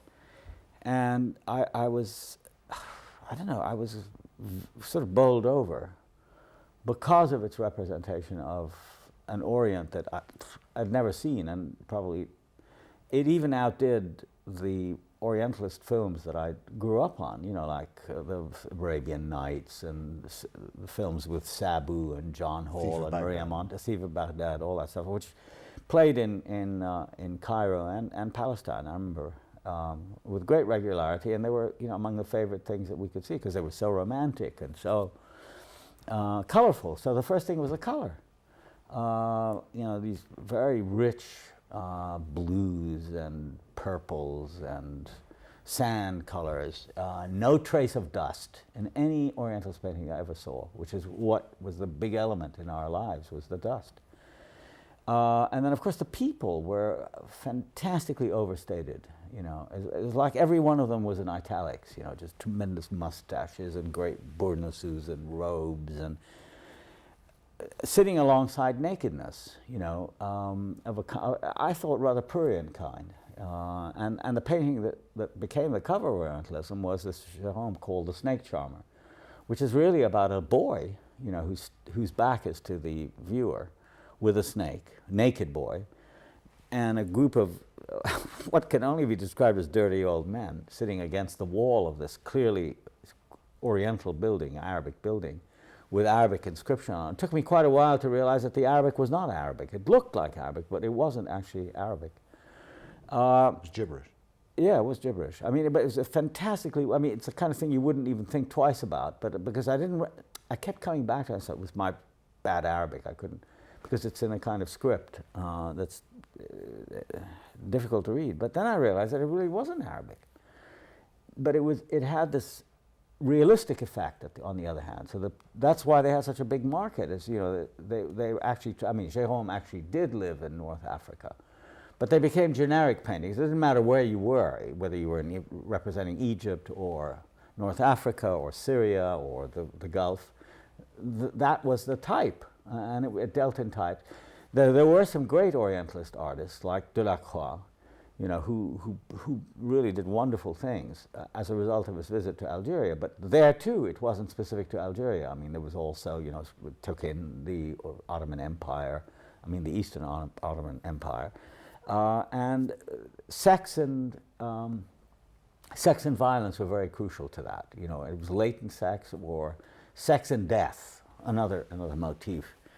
And I thought, that it was really astonishing that the people of my generation began to admire this particular kind of art. It was so removed from, you know, the rather sordid realities of our present-day Arab world that over time, perhaps partly because of my book, the Orientalists became very valuable items in Arab houses. I mean, wealthy Gulf people who'd come to London in the 70s and the 80s bought them all up. So Jérôme, who was a really second-rate academic painter in the 1860s in Paris, has become a very valuable item if you can find it. And not only that, oh, and Robert's prints and all those things that most people decorate their houses with in the Middle East and abroad, but they ran out of them. I mean, there aren't that many of them around. Well, the David Roberts prints were all in books. Well, they're in books, but then they were reproduced. Cut up. Yeah, cut up and yeah. But I'm talking about the color. You know, the great academic Orientalist painting, that they developed a kind of thriving market at lower prices by having pictures like that sort of copied and made in Beirut to sell in London as Orientalist, and you know, copies and copies, and then finally they end up in Baghdad, because Baghdad after the Gulf War was, you know, ruined as a city, but it had a large population of draftsmen and painters, quite the largest in the Arab world, and they were dragooned into doing these paintings, and so you could buy them in London, not knowing that they were painted in modern-day Iraq. And then that became outstripped by a larger volume of these paintings done now in China. You know, with obviously inflected a bit with Chinese features, but the same scenes. You know, snake charmers and harems and odalisques and you know, yeah, exactly. Ingres was another one of these painters. Yeah, it's quite a story, but the attachment. What sense do you make of it? Well, I mean, it's the Orient that sort of goes. It's sort of a surrealistic or hyper-real Orient, the Orient we would like to have. I mean, even as Orientals. It's a kind of two-way street. It's not just for Western consumption, because it's consumed by Orientals who want the same glamour and romance, which underlines the case for its totally imaginary status. It doesn't have any veridic status at all. It's you know, the fantasies of the imagination. And do you find the same fantasy in the novels of the period? Oh, absolutely, very much so. Early Sherlock Holmes, I mean, you know, A Sign of Four. Although India itself isn't represented except as it's told to a story. It's all about that kind of Orient, and Pierre Loti, the French novelist of the late 19th and early 20th century. And on it goes. I mean, you see it in Malraux, you see it in Gide, and a lot of it is associated with the availability of sex outside the period, outside the societies that are more constraining in the metropole, in Paris and London. So but isn't this the Oriental being portrayed as object? Yeah, always either object for projecting fantasies, object of desire, right, that is available, absolutely, that is subjected to a more powerful realm. Yeah, I mean, the thing about all this art is that the spectator feels like a voyeur, sort of looking in on scenes of intimacy and display that reach their kind of sort of middle-class apogee. There's a wonderful book about it called The Colonial Harem by an Algerian called Malik Al-Lula. Book came out about 15 or so years ago. He sent it to me because in part it was inspired by my book. And what it is a collection of postcards made by the French in Algeria to send, you know, troops to send home, or, you know, pieds noirs. And all of them are of women, naked women, women who are, you know, sort of living in harems, and many of them, as he says in the book, posed. I mean, they go out and find them and put them together in a studio so that the taste is titillated that way.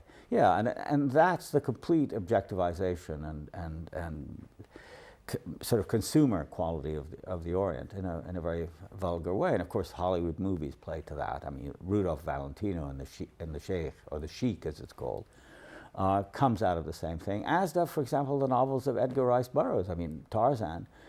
There's a I think the third or fourth of the Tarzan novels is about. It's called The Son of Tarzan, and it's where Greystoke, who's an English lord, actually goes to North Africa and befriends or is befriended by a dancer from the harem in Algeria.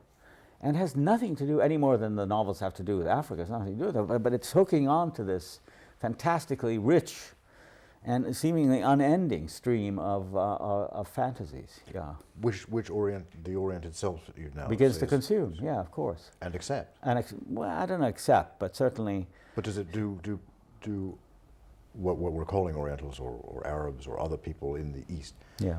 Do they come to see themselves in these terms that were portrayed by No, others? only I think it's a class thing. I think it's a middle class fantasy of what you put on your walls. I mean, if you have a kind of bourgeois home, but amongst people like Marxists, you know, people connected with obviously with women's movements, feminism, with the Islamic movements, these are all anathema because they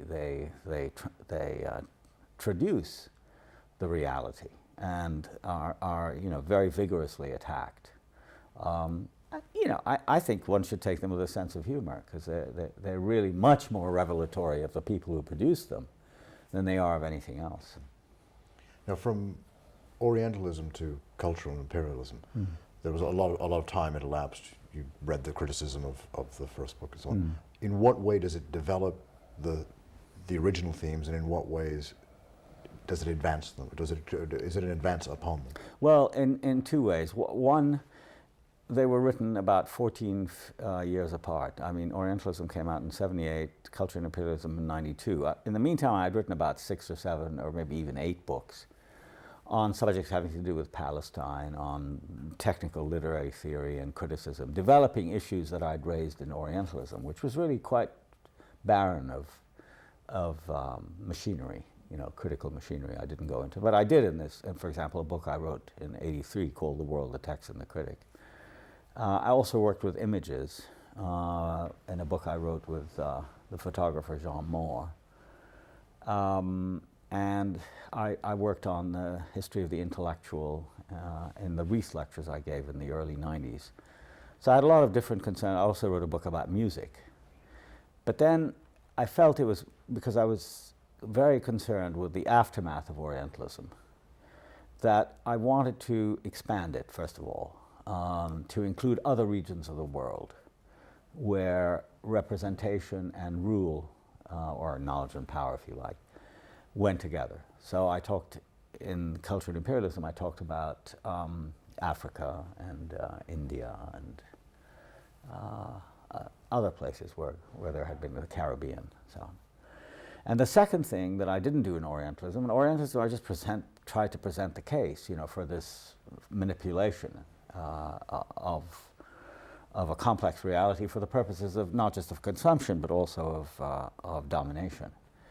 But in Culture and Imperialism, I took the next step, which is to see, well, why did I think, I mean, I asked myself the question, why did I think that Orientals had simply accepted it passively? That was the impression I gave in Orientalism. But I realized then that by my writing the book, I had obviously tried to resist it. And I became very interested in the history of resistance. And that was a second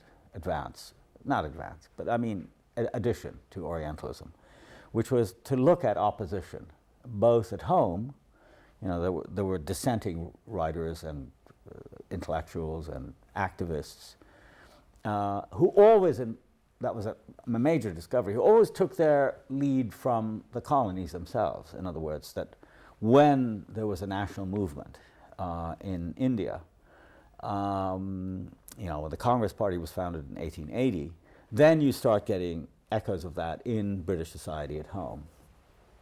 That I found very interesting, the formations of anti-colonial movements, which happened all over the world, where, you know, by the end of the 19th century, the European empires controlled 85% of the world, so it's impossible that everybody was just submitting blindly to it. And I found also tremendously interesting the reflection of one region on another. For example, Ireland, about which I say a lot in Culture and Imperialism, I didn't even talk about in Orientalism, but Ireland and the Caribbean, Jamaica in particular, became identified with each other in the European mind. There's a wonderful Daumier print where two of his, sarcastic lawyers, I think in the 1860s, just around the time of the Governor Eyre controversy, are saying one to the other, said, "Oh, look at the Jamaicans, how much trouble they cost," and the other one saying how much the Irish are giving the British trouble at the same time. And the first one responds, "Yeah, but they're all niggers together. Ils sont tous des nègres," he says.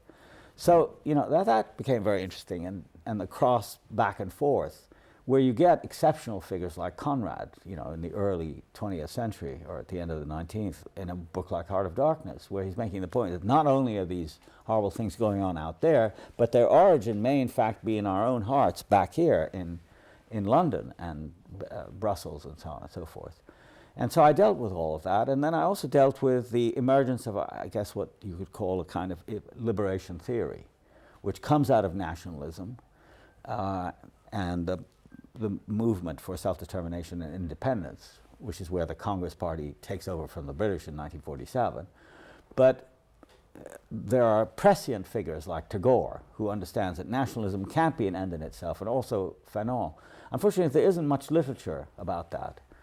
And I try to supply some of that. In other words, why nationalism itself is not enough independence. And of course, that was reflected in my own work and affiliation with the Palestinian movement, where I saw it being transformed willy-nilly from being a liberation movement into an independence movement, where there was an idea about a new kind of polity, where Jews and Arabs could live in a kind of secular democracy, turning into a kind of separatist thing.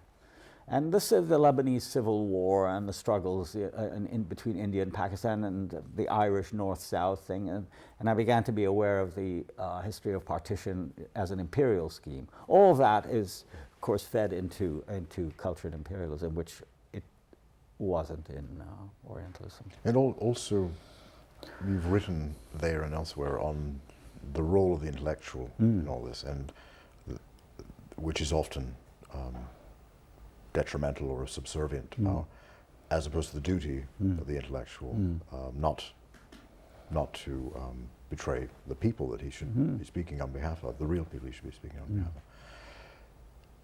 With that in mind, I remember that in America, the United States' first imperial adventures in the Philippines, when it was conquering the Filipinos, something came into being called the Anti-Imperialist League, which many, William James, Mark Twain, many American intellectuals joined. At this time, with America's monopoly on world power, why isn't there an intellectual equivalent to the Anti-Imperialist League at that time? It's a very good question. In the last part of Culture and Imperialism, I talk about that. I talk about America and the absence of a long dissenting tradition, or at least one that sustains itself into national politics. I came to the conclusion in America, because of its size, because of the tremendously constraining power of the two parties, that political activity had been channeled into, to my mind, very conventional kinds of politics, which rapidly became the politics of special interests. And Republican Democrats, really, that didn't matter. And there was a kind of almost lackadaisical, haphazard assumption of imperial power that occurs. I used to think it occurred around the time of World War II, after the demise of the French and British empires, and the others later, the Dutch and the Belgian and all that.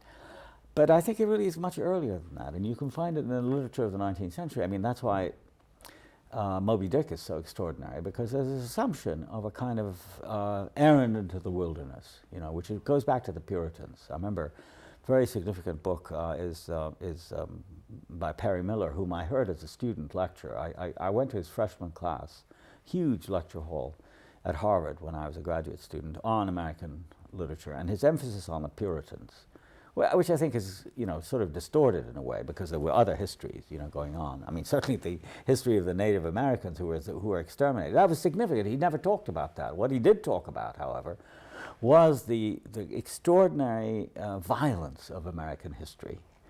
And it's almost accepted and somehow, not exactly papered over, but justified religious application in this notion of exceptionalism, the errand into the wilderness, the madness of Captain Ahab, who will go after the white whale, even though destroyed his family, he destroyed his ship, destroyed him, tore half his body off of it. But the last scene of the novel, he's going off, tied to the whale, to his destiny, which he thinks is fulfilled in this kind of Well, I found the same thing in America, where on the one hand there's a kind of apocalyptic sense of our mission to kind of rule the world, but also the assumption that we're good, that nothing we do can be criticized because somehow we're altruistic. And I found this very troubling assumption that whereas we assumed that the Russians were, ruling by design and taking over countries and whatever it is that they did, and the Arab nationalists did the same thing and so on, Americans never did that because we didn't have an empire, and we didn't really... But Russia invaded Afghanistan, but America had a presence in Vietnam. Well, that's it, exactly, and the presence was... benign one. I mean, we were always there to bring democracy, to modernize, to show people the way of America, whether it's through Coke and McDonald's and blue jeans and all the rest of it. And so many people, and there I found the provincialism of the American intellectual is such that they were, really insulated from the depredations of American power throughout the world. That's number one. Number two, the geographical spread of the country was such that there was no coherence to an intellectual movement of dissent on imperial grounds. I mean, it happened during Vietnam because so many Americans were being killed, right? But if they weren't being killed, as in Iraq during the Gulf War, which is what my book, Culture and Imperialism, ends with, then it's, it's not as important a matter as, your own career in the university. And of course, a lot of intellectuals in America are academics.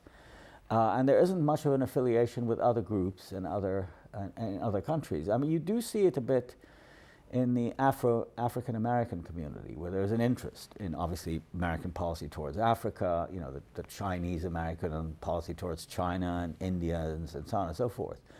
But what I found was really missing and terribly important was a general movement, an anti-imperialist movement, which is never beyond the early examples you mentioned of Twain and Dewey. But that movement had over 300,000 members. Yeah, I know. It was an important movement, but it never, it lasted for a while, but it didn't have a kind of presence in the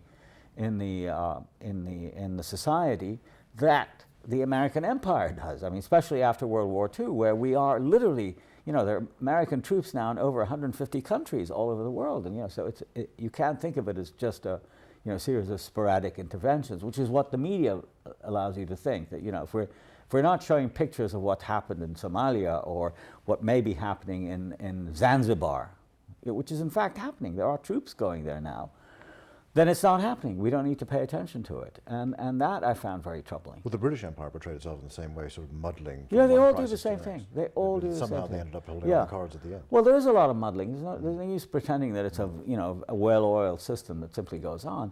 But a lot of it has to do, I think, with personal advancement. But why do so many, a question I ask myself, why do so many economists and political scientists and sociologists and so on, why do they think that it's important to be in Washington? Why do they want to address their stuff to, the whole question of policy in America, this didn't really exist in England because there was a class associated. In America, it's this general aspiration of academics that they want to be policymakers, they want to be involved in the making of policy, and so there's something on the Kissinger model.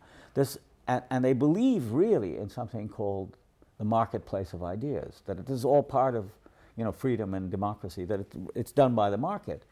And very little attention is paid to the rather more sinister formations that exist in the, for instance, there are 500 congressional districts in America today. Every single one of them has a defense industry in it, of some kind, so that spending on defense, the enormously inflated defense budget of almost $400 billion, is not connected to questions of empire and defense, but rather connected to jobs issues. I mean, those kinds of arguments are very difficult to sustain in America today. I mean, somebody like Ralph Nader in the 2000 election tried to do it, but he was thought of as a renegade, a man who was actually damaging the Democratic Party, which to me was indistinguishable from the Republicans. And I'm not sure that since the September 11th it would have made much difference whether it was Gore. Probably Gore would have been worse than had he managed to pull out the election than Bush. But certainly the absence of a discourse of dissent, intellectual dissent, is highly marginalized in American society, and in the end can be identified with individuals rather than with movements. When you talk about Britain, anti-colonial movements growing up in Britain in response to the establishment of the Congress Party in India or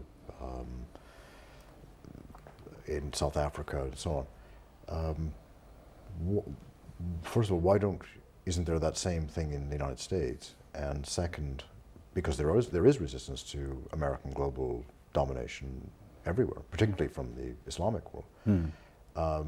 Why don't we see that? And second, do you see somehow in a book like The Quiet American the portrayal of the differences amongst the three empires, and there are three different ways of doing things with Fowler, the French, and Pyle representing this altruistic but harmful American in Vietnam, and the French being somehow wiser and the British standing back and observing. But I want to ask you about it both in literature and in reality. Well, there's no doubt that the American self-portrayal, even in the fiction, the popular fiction of our own time, is very self-idealizing. And even if you read a novelist like Mailer, there's something romantic about being an American, and the sordid and harmful effects, the long-term effects of being an American in the world are really simply not present. And if you think of the major novelists of our time in the United States, you'll find that most of their work really concerns only America. I mean, think of Faulkner. Faulkner had no interest whatever in the world outside really the South. I mean, he's a very great novelist. I'm not trying to put him down. And in the case of Hemingway, I'm just thinking about the classics. I mean, Hemingway was interested in the rest of the world, but really in very limited terms, having to do with hunting and sort of manhood and virility and this sort of thing.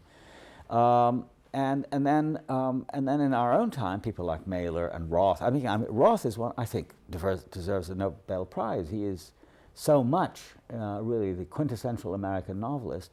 But there too, except for a few scenes in some of his novels having to do with the West Bank, where he talks about Israel. Well, I was thinking of the Zuckerman books. Where he refers back to it because he went to. No, there's scenes, the whole scene on the West Bank amongst the settlers. He's very interested in the settler movement.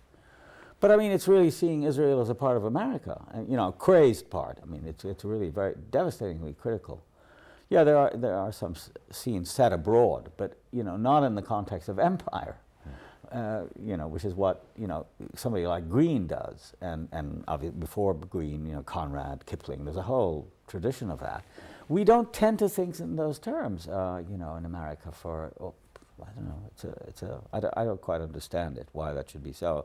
And Bellow, the other Nobel Prize winner, for him, Europe represents basically, the Weimar Republic. I mean, it's very sentimental, and I think rather false picture. He's a much less interesting figure to me. So I think, I think the concern is always very much more narcissistic amongst Americans, and where there isn't much intercourse between, except in a novelist like Pynchon, but he's so eccentric that you really can't generalize, who really does seem to talk about Africa and the rest of the world in great historical, sort of Melvillian terms, let's say. But he's an eccentric. He isn't part of the mainstream. He isn't somebody who people read. And as a result, I think there's this sort of glossing over, the imperial effects that were so central to culture 100 years ago in Britain and France and other countries. I mean, Holland also. So there's that, which is a problem, kind of provincial. And the other thing is that, very striking, and not commonly admitted, in fact never admitted, that American education is deeply ideological. In other words, there's a tremendous amount of emphasis placed on America as opposed to the United States. Americanization, which is fought the world over, I mean, as it's resisted, in America is considered to be not only the acceptable but the necessary and desirable thing. So that in an immigrant society, until recently, as an immigrant, you came there in order to forget and obliterate your past.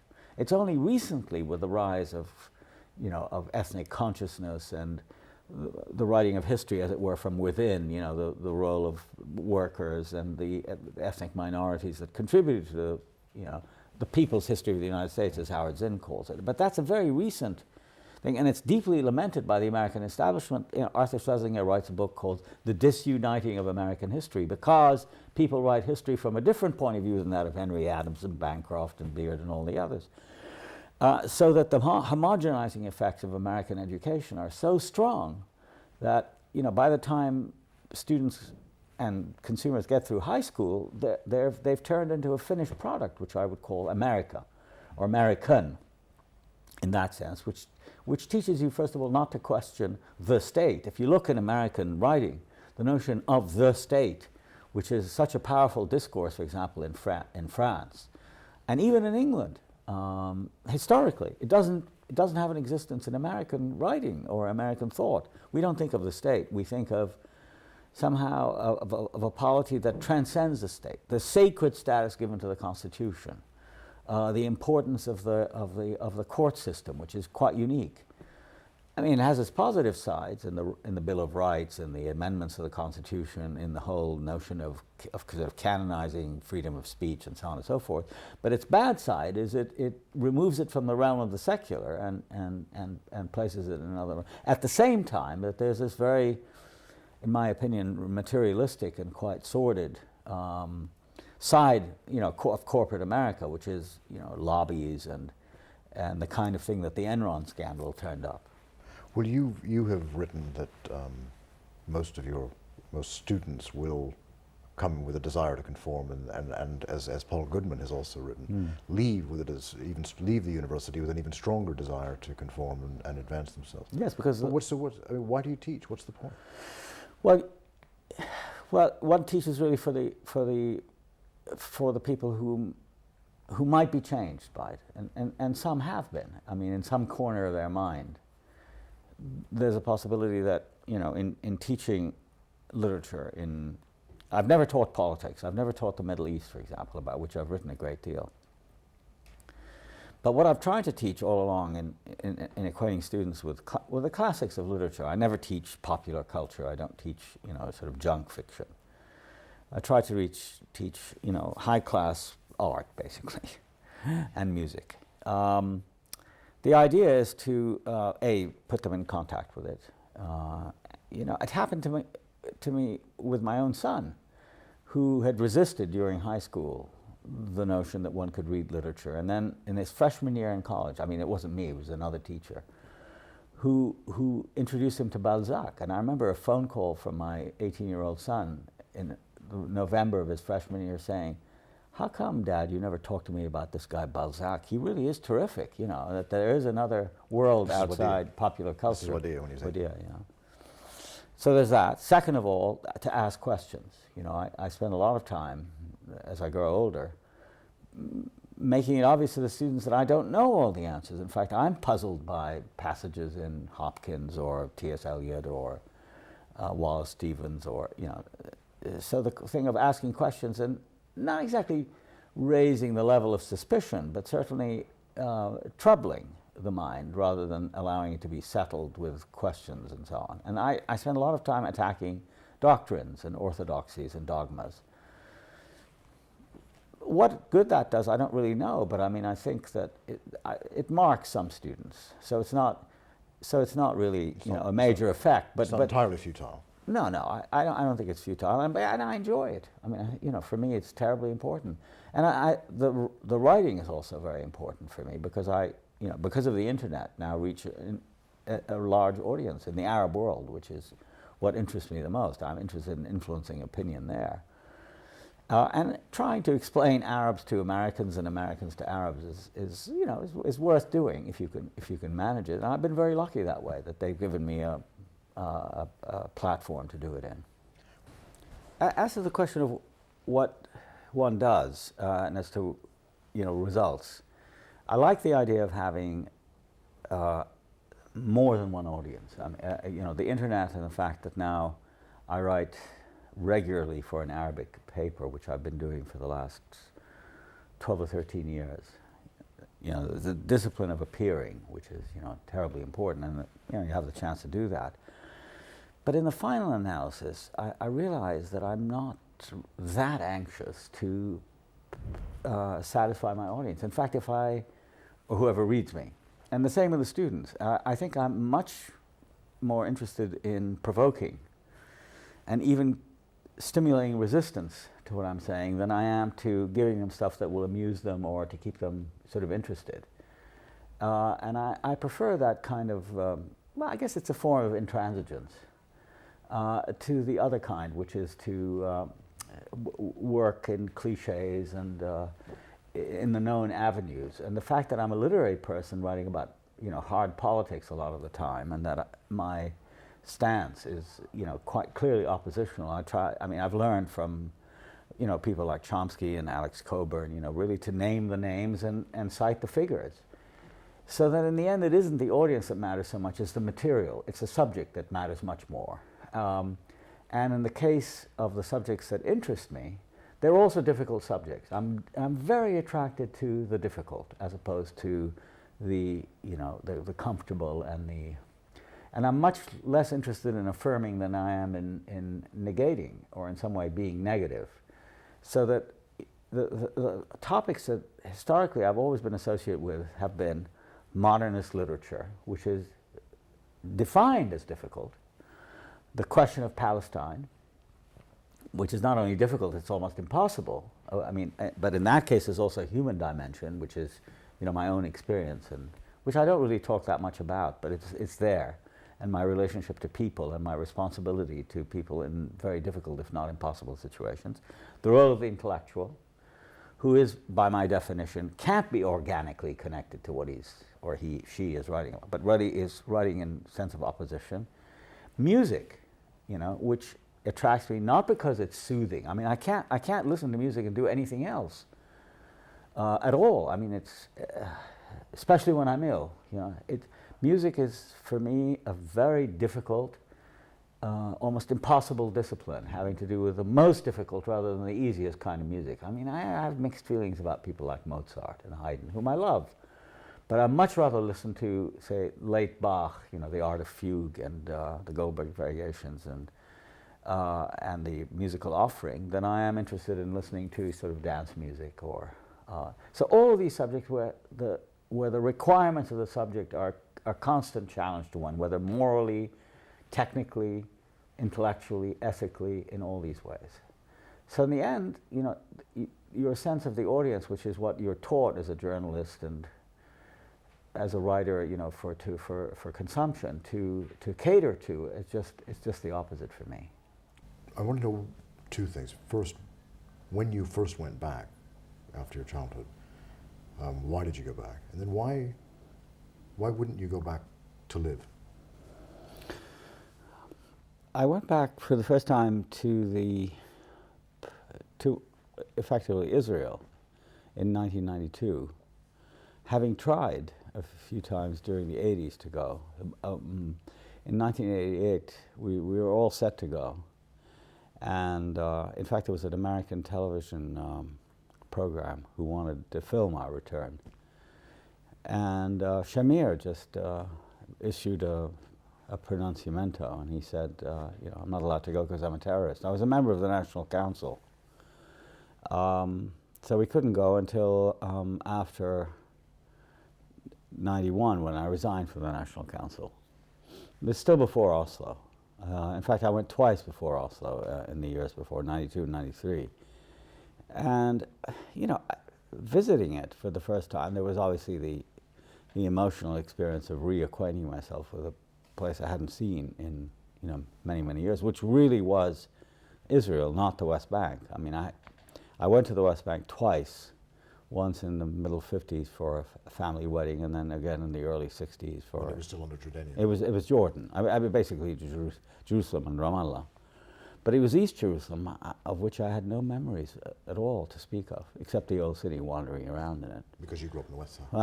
We were completely on the West. And of course, the church, I mean, St. George's, where I was baptized, and the school were in the East. But aside from that, they were just places one passed through, usually on the outside, not through the old city.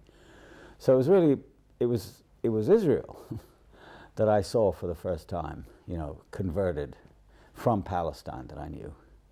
And it was pretty traumatic in a way, because I kept trying to understand not only how it happened, but why. Why was it possible to just transform a place that had been something completely different into something, about as different as you could come around to. And especially places like Nazareth, which I had practically no memory of, but had been my mother's city where she was born and grew up. And then Haifa, where one of my uncles lived. It was all deeply foreign and quite, to me, repellent, because the thing that struck me about it was that wherever you looked, any empty space was encircled with barbed wire, and there were lots of soldiers, more so than in any Arab country, soldiers and armed people wandering around. Otherwise, it was fairly peaceful, and since we were Americans, we didn't have trouble entering. Leaving was very difficult. But I never thought about returning, really, to live there. In a sense, it was it was a different place, and the West Bank, from my point of view, was was a new place, and I would be going for what in the end seemed to me to be not authentic reasons. It would just be sentimental. I felt I could do more in America. I had made my life there. And most important of all, I was sick, and I didn't feel that if I went to the West Bank, there would be much point to my endlessly trying to find doctors and hospital and so on and so forth. In the meantime, some of my friends went back. My closest friend, Ibrahim Abulurd, left America after 40 years there, and left Northwestern, where he had been teaching for at least 30 years. And went back to Beersheba. I was tempted, and in fact I thought often about going to teach there. I wasn't even able to do that. It just never worked out. That all of my visits were simply short ones for a few days, or maybe a week or 2 weeks at most. And I regret it very much, but I just didn't feel I had the strength. As the years went on, I got more and more tired, and worried about getting sick, and so it just passed. But my involvement was no less great, despite that fact. And in the end, I think it was an involvement based really on the sense of a cause, rather than that of an actual place and a nationalist thing, which moved me somewhat. But it was the injustice and the fact that there were so many people whom I felt I couldn't help by being there. I felt I could do more by being away, in the West, as it were. Now you did a book with Jean Moore. You did a couple of documentary films. You're right. What were the films about? Well, I made several documentary films during the 80s, which had Palestine in them, but they were films taken from outside. I mean, including the book I did with Jean. In fact, all the books I wrote about Palestine, including this one, were all written from outside. They were really exiles books. And this one in particular, which was written to photographs by Jean Moore, came about in a very grotesque way when the UN decided to have this conference on the question of Palestine. In Geneva it was to be held. A Secretary General was appointed for the conference, a woman called Lucille Maire, Jamaican woman. And she appointed me as her advisor. And part of the job that I did for her was to compile a dossier of papers various aspects of Palestine, the history of Palestine, a profile of the Palestinian people, Palestine and history, that sort of thing. About 10 papers, which could be accepted or rejected by various of the member states, because everything at the UN is done by member states, not by individuals. And the upshot of it was that I think all the papers were refused. Somebody objected.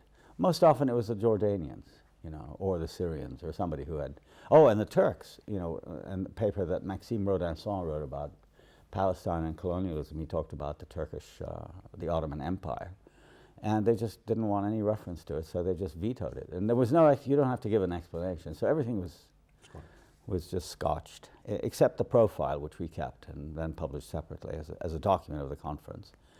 So then I suggested that we have some pictures, an exhibition, at the entrance of the hall where the conference was going to take place. And that was accepted. And the pictures that were suggested were Jean Moore's pictures. He had been compiling photographs of Palestinians since 1948, when he worked in Gaza as a volunteer in the Red Cross. And he'd been taking pictures of Palestinians ever since. So he had thousands of pictures. So he picked a few. At that point, I didn't know him very well. I had met him through John Berger and then through Iqbal Ahmed. I saw him in New York and admired his work with John very much. In any event, especially the book on the migrant workers in Switzerland, which is called The Seventh Man. So we picked the pictures. There were maybe 10 of them. They were blown up, to wall-hanging size. And I wrote captions for them, to explain what they were. Just, Palestinians in the refugee camp in Beirut, or Palestinians going to work in Nablus, or stuff like that. And they were all vetoed. They would accept the pictures, but not any of the captions. Because it turned out at this conference that it was impossible to actually talk about Palestinians as a group. Everybody had some objection to it. It was thought of as infringing on sovereignty in Jordan and Syria, Turkey, et cetera, et cetera. So as a result of this quite extraordinary and, as I said, bizarre decision, Jean and I got the idea of doing a book together where he would, in a certain sense, a continuation of that rather odd thing, where I couldn't go back, but I could go back through his pictures. So since he had so many, I had him pick about 500 pictures, and then over a period of a few months, I picked out the pictures that just spoke to me. And then I arranged them into subgroups, and a narrative of some sort, or not a narrative, a form of some sort emerged from them, all of them based on absence. Because I, with a few exceptions, I didn't know any of the people in the pictures.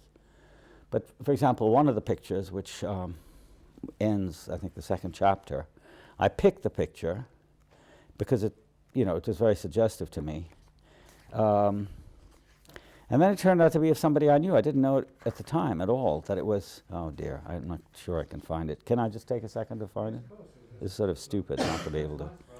Here it is, this picture of a woman, an elderly woman wearing glasses with lined face, sitting in, obviously, it was a middle-class house in Amman. And then, I can't remember who it was. I was showing it to a friend, a Palestinian friend, and he said, "Oh, that's Mrs. Faraj." And indeed, that is who it was. Mrs. Faraj was my cousin George's wife's mother, whom I knew.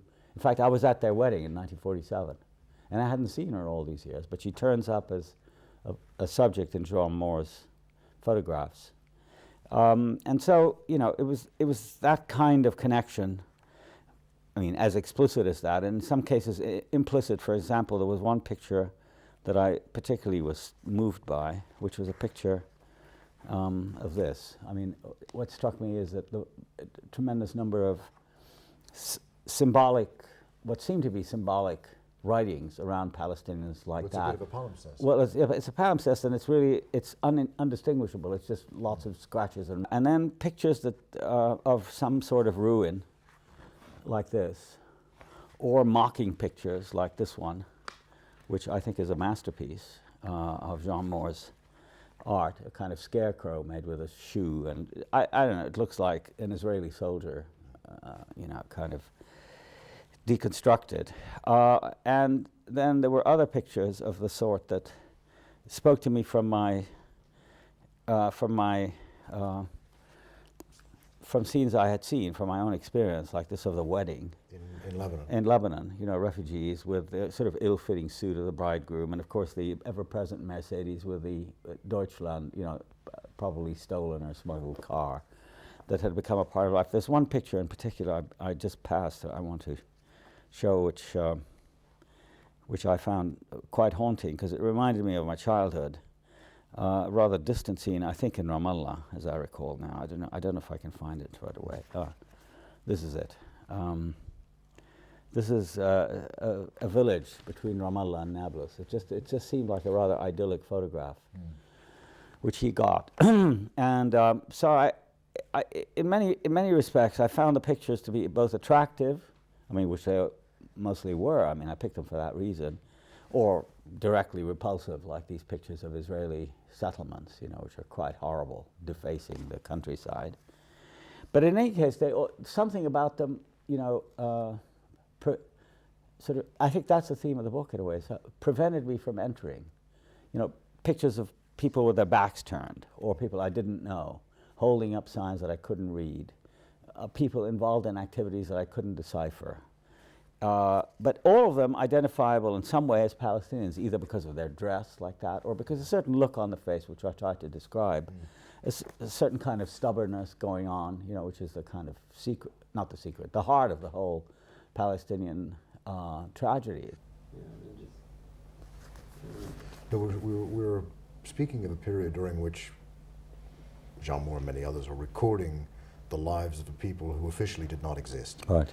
And proving their existence became paramount. And I suppose writing and photographing and documenting the actuality of them was a way of proving that they No, I didn't think of it, yeah. No, not you. I'm just thinking in Yeah. general of that period. I mean, after 48, you didn't have to be Palestinian. You could have been Lebanese. Yeah, right, You probably right. thought of it for a time Right. because of your connection to Lebanon, thought of yourself as Lebanese. And many Palestinians had that experience. Yes. Golda Meir told Frank Giles of the Sunday Times there is no such thing as a Palestinian That's people. right. So just the fact of existence was being denied. But But that was an earlier period. That was an earlier period. When did that end, that period? Well, I would have thought after the '67 war. I mean, there were, I mean, you know, right through the '70s, as I recall, when I would give talks, let's say in America, there would be demonstrations with young Jewish and maybe other kinds of people walking outside with, you know, posters saying there is no Palestine. I mean, that went on for quite a while. But, you know, after the emergence of the PLO in the post-'67 period, then I think it became impossible to deny the existence of a people and of an organization. I mean, that really is the PLO's and Arafat's greatest contribution, was that he made it possible for Palestinians to have a specific identity rather than, you know, than to just be a people or just a collection of individuals who had... Beg your pardon? Or refugees, exactly. And one of the things I wanted to do here, to go back to the conference in the early '80s on Palestine, was, you know, to write about the Palestinians in such a way where I took for granted their existence, and I wanted to say certain things about them that, you know, meant something to me. It's a very personal book. It's not meant to be, you know, an official book. In fact, you know, very unofficial in that respect, and as I say, an exile's book, and written by somebody who hadn't been back. So it had a kind of existential core to it, which was at the time for me very important. And anyway, but the PLO, which emerged in Jordan in the late '60s, was for me the great event after '67, which was a devastating time, that, you know, by a series of coincidences made it possible for me to return to the Arab world for the first time since I left in '51, 20 years before, with some sense of familiarity and belonging. I mean, you know, for example, when I was a student, I would go back in the summers, and it was, you know, there was something transitory about it. I would go away, we'd spend some weeks in Cairo, and then we would go to Lebanon for the rest of the summer. And, you know, gradually I became involved in my own sort of professional career and whatnot. And then 67 happened, and I started meeting people at the UN. We would gather there in great helplessness. There was not much to do. But it wasn't until 68 and 69 that I suddenly found myself going to Jordan, which I'd never been to before, although a large number of my relatives who were expelled in 48 ended up in Jordan. So I got reconnected with them, and in the process, it happened that the PLO was becoming a visible and rather powerful force there. And I met relatives of mine, like Kemal Nasser, whom I'd seen in Cairo in the 50s as an exile from the West Bank, who is now the spokesman of the PLO. And Hanna Mikhail, another friend of mine whom I had, we were contemporaries in school. He had been at Haverford, I at Princeton, and then we were together at Harvard. Had been teaching at the University of Washington. He went back and volunteered and became a member of Fatah and continued working with them until he was killed in 1976. So those kinds of connections meant a lot to me politically. And then I got remarried in 1970 to Mariam, who lived in Lebanon, and then I reestablished my, a rather more complete contact with the Arab world. What happened to Kemal Nasser? Well, Kemal Nasser is quite extraordinary. It was that year that I mentioned earlier that I had a sabbatical in Beirut, and he was often in Beirut, and in fact lived there. He would travel somewhat, but most of the time he lived in Beirut, not far from where we lived in Verdun section, not far from Ras Beirut. And I remember very clearly the evening. It was in early April, and we had spent the evening with Kemal and his cousin, who was married to my cousin, Sylvia, and Albert, my very close first cousin and second cousin. And then we got word that my aunt, Nabiha, who had been living in Jordan, had died. And so Albert and I decided to go to Jordan that night to attend the funeral and then take her. That was the closest I came to going back to Palestine, to take her to Jerusalem to bury her. And I got permission. My name was put on some list. But Albert and I, in the middle of the night, got to the Syrian-Lebanese border, and I discovered that by mistake I'd taken my son's passport instead of mine, and so I couldn't continue. I came back. And Kemal had gone off. He had spent part of the evening babysitting for Albert and Sylvia. And that very night, he was assassinated by an Israeli team that had come ashore and killed 3 PLO leaders, of whom he was one. He was killed by Ehud Barak, who later, as you know, became Prime Minister of Israel. And it was an extraordinary moment that he was killed as, of course, the habit has gone on of these extrajudicial killing of suspected terrorists and all the rest of it. But in a vindictive and humiliating way. He was apparently shot in the mouth because of his eloquence. The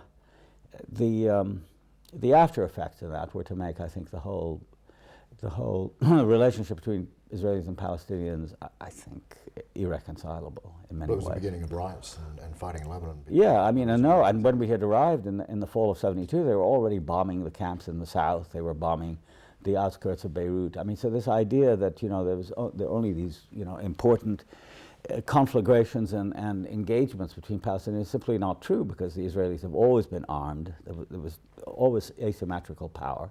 And they've always used their enormous military power, derived from, paid for by the US, against unarmed civilians, and shooting down schools and refugee camps and hospitals. Those were occurring all the time we were there, but always at a convenient distance so that you could, think they were not taking place. And for all of its achievements in putting Palestinians as a reality before the world and putting the Palestinian cause before the world, the PLO subsequently signed an agreement at Oslo with which you were in profound disagreement. Well, one mustn't forget what happened during the rest of that decade of the 70s.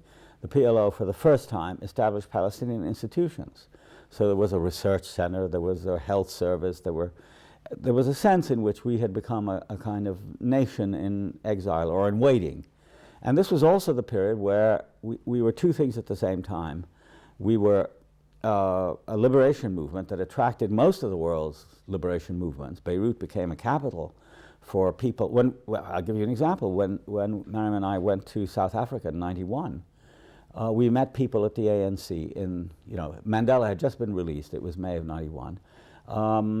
And we went to the ANC headquarters in downtown Joburg, and we saw people that I had seen in Beirut in the '70s who had come there when the ANC was, outlawed in South Africa. Many of the Sandinistas turned up, various people from Ireland, Cubans, and so on. And also on the other side, Carlos.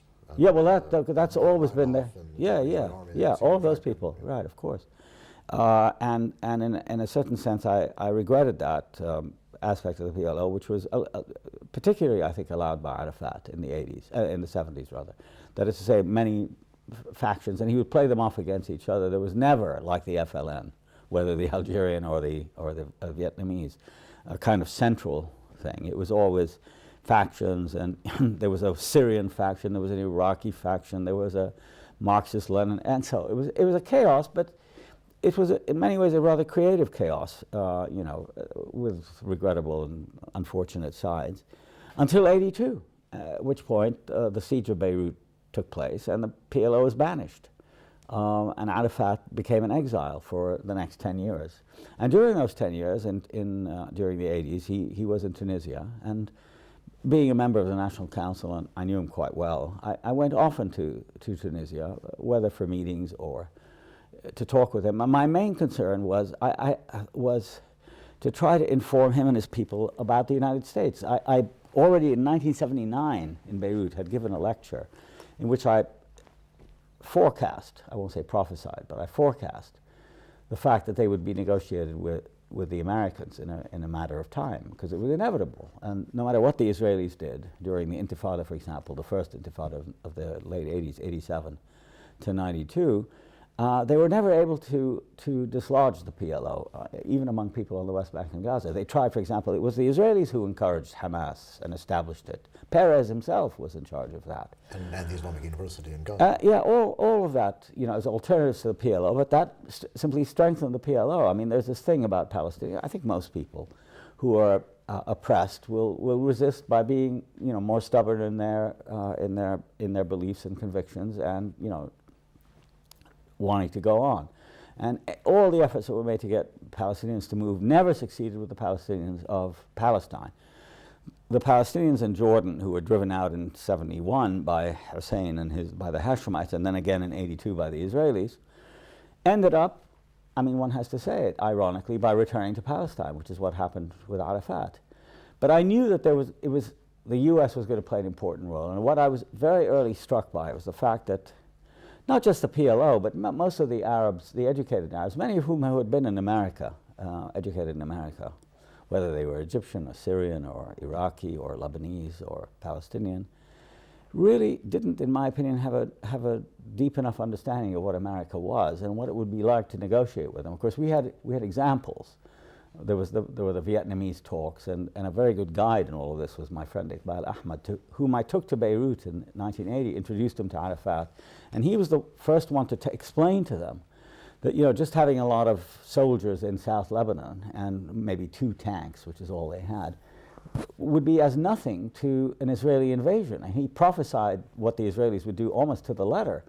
But there was so much investment in conventional ideas about defense that were taken from the Arab armies, which had a very distinguished record of success, that they didn't listen to him. And of course, what he emphasized and what I got out of it was that we need to be creative and innovative and original in our thinking, and really try to work with groups inside Israel and in the West and so on, and focus on that. So when Arafat was in Tunis, that long moratorium when he was, high and dry, I would bring people to Tunis to talk to him about America, about resistance, about liberation, etc. It was hopeless, because in the end, what I could see right through the '80s was a very, very conventional mindset, where his model of rule was, Hafiz al-Assad in Syria, that if you could get to Hafiz al-Assad and whisper in his ear, it would be done.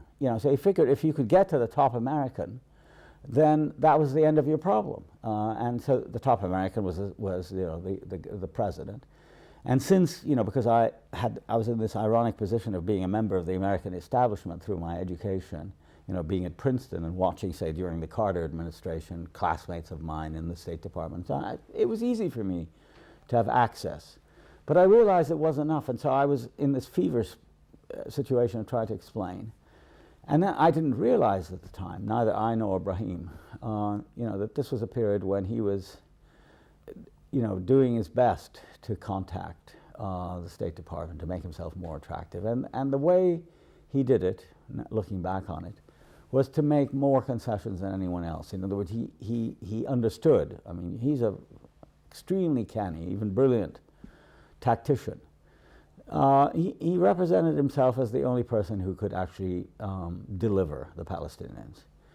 And as time went on after the Gulf War, when he sided with Saddam, I began to be quite disenchanted with him. There were other things when I criticized him openly in the Arab press through an interview I gave in '88 and '89. Our relationship became quite fraught. But I didn't realize how far he would go. And after the Gulf War and the Madrid conference, by that time I was already ill, and I felt very alienated. I realized that he was up to something. And I could see that the West Bank and Gaza delegation that had been appointed to negotiate with the Americans and the Israelis in Washington were a front for him, and that the real sort of behind-the-scenes power was Arafat himself, who had a man, Nabil Shaath, on that committee, reporting back to him. So whenever they took a very strong stand against the Israelis in their negotiations, Shaath would telephone Arafat, and then Arafat, through Shaath, would undercut their position by offering less, offering more. And of course, the Israelis understood that, and they would then, stiffen. And gradually, he drew the Israelis to him, and then, as you know, they started having these secret meetings in Oslo and in Cambridge, Massachusetts. There were a whole set of meetings that took place in '92 that led finally to Oslo and the signing on the White House lawn in September of 1993. Now, most of the world praised that signing and said, and possibly even believed, that it was peace at last between Israelis and Palestinians. You were one of the few Palestinians, Haider al-Bashafi was another, to say, no, this is a sham. But why did you say it was a sham? Well, because I knew what was in the text. I mean, I remember talking again to Nabil Shaath, who was not at Oslo, but he had been telling me how much the Shamir government was sort of blocking any agreement during the ongoing. Of course, I didn't realize that he was feeding Arafat all this stuff. And that he was taken quite by surprise, but he immediately, being the loyalist that he is, put a very bright face on it. He said, that they've done that. I said, listen, Nabil, I've seen the text. There's no mention of the end of the occupation. There's nothing about settlements. I mean, these people are going to go on planning settlements, and he said they're only 1%. I said, 1% of what? What are you talking about? He said, well, on land surface. I said, you don't know the area. Man, not that I had been there, but none of the people who negotiated had been to the West Bank and Gaza, didn't realize what we were talking about. I had some idea, certainly more than them, and I'd looked at the maps. So there was nothing about the stopping of settlements, there was nothing about Jerusalem, there was nothing about refugees, there was nothing about sovereignty. It was a complete sham, I thought. I was outraged by the document, and I was astonished at the lengths to which Arafat went to market himself as an apostle of peace and the man who was finally, reconciling himself with the Israelis. That was number one. And number two, I also had spent years studying the Israelis, and I realized that if they were going to be as concessive as the world seemed to think, they would have said something more explicit. All you had to do was look dramatically, as it were, at the two documents, the letters that were exchanged between the PLO and the Israeli government. The Israeli government letter to the PLO was 1.5 lines, in which it says, the government of Israel recognizes that the PLO is the representative of the Palestinian people. Sincerely, Rabin. The Palestinian letter was 1.5 pages long, written by Arafat and his people, single-spaced, apologizing for terrorists, saying that we've taken back this, we're not going to do this again, we recognize Israel, the right to live in peace, recognize war, all this stuff, dealing with a state that until today still hasn't declared its international borders. I mean, it's the only state in the UN that has no recognized international borders and still doesn't to this day. And this apologetic stuff from them, and they got, very, in my opinion, very little in return.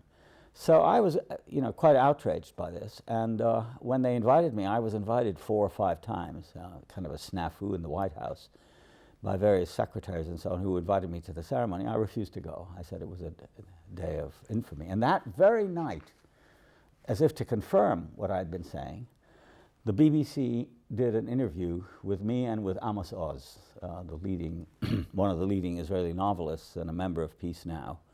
It was done by Michael Ignatieff, and Oz went first, and then I came after Oz. So Oz concluded, Ignatieff said to him, well, what do you think about this? And he said, this is the second greatest victory of Zionism, this document. And of course I knew what he meant, that it was a victory, that they had, sort of seduced the Palestinians into basically giving up and signing everything over on placing all their hopes on the Israelis and the Americans, who, if you knew anything about either, certainly didn't have Palestinian interests at heart. And of course I took off on that because my interview came after, and I went into all of these things. And of course from then until about 1995 or 6, I became an enemy of Arafat, and people would badmouth me, and they say that I'm a wet blanket, and I was jealous because I hadn't been given a ministerial job. And that was the last thing in my mind. I didn't want to work in a position of that sort. But I really was. I was terribly disheartened, and it was at a moment when I was getting sicker. But I felt that it was a moment where you had to either have determination and press on, even if it meant quite literally for years being alone and attacked. And my books were banned by Arafat in 1996. I remember you were in the unusual predicament of having your books banned by Arafat in the Palestinian areas, but not banned in Israel. Not banned in Israel, exactly. I mean, it was quite terrible. And not only that, but to show the mendacity of the regime and the kind of mentality he established. He taught Palestinians how to lie. I felt that the person who signed the edict against me, banning my books, refused to acknowledge that he signed it. And a couple of years later, this is in '96. A couple of years later, I ran into him in the American Colony Hotel. He was a minister in Arafat. He's still a minister in Arafat's government. And I said to him, "How could you do that?" He said, "I had nothing to do with it." I said, "But it was signed on stationery from the Ministry of Culture and Information, and you're both." He said, "No, I had nothing to do with it. You've got the wrong idea." And even friends of mine who were in the government said, "We know nothing about this thing." But wherever you went, you couldn't get the books, or, my books were, because they were in Arabic. That's it. They had been translated from English, from my columns, put together in a fairly cheap edition, all about Oslo, from Cairo, and they were immediately distributed all over the West Bank. So that went on until it became intolerable for most Palestinians, and gradually the tide turned and opinion went my way. Because circumstances got worse. Yeah, circumstances got worse, and Arafat and his people tried often during the 90s to arrange meetings with me, etc., but I refused to have anything to do with them. I remember once somebody asked me this on an American talk show. He said, "Well, what are your relationships with Chairman Arafat?" Because I used to be known as Arafat's man in New York during the 80s.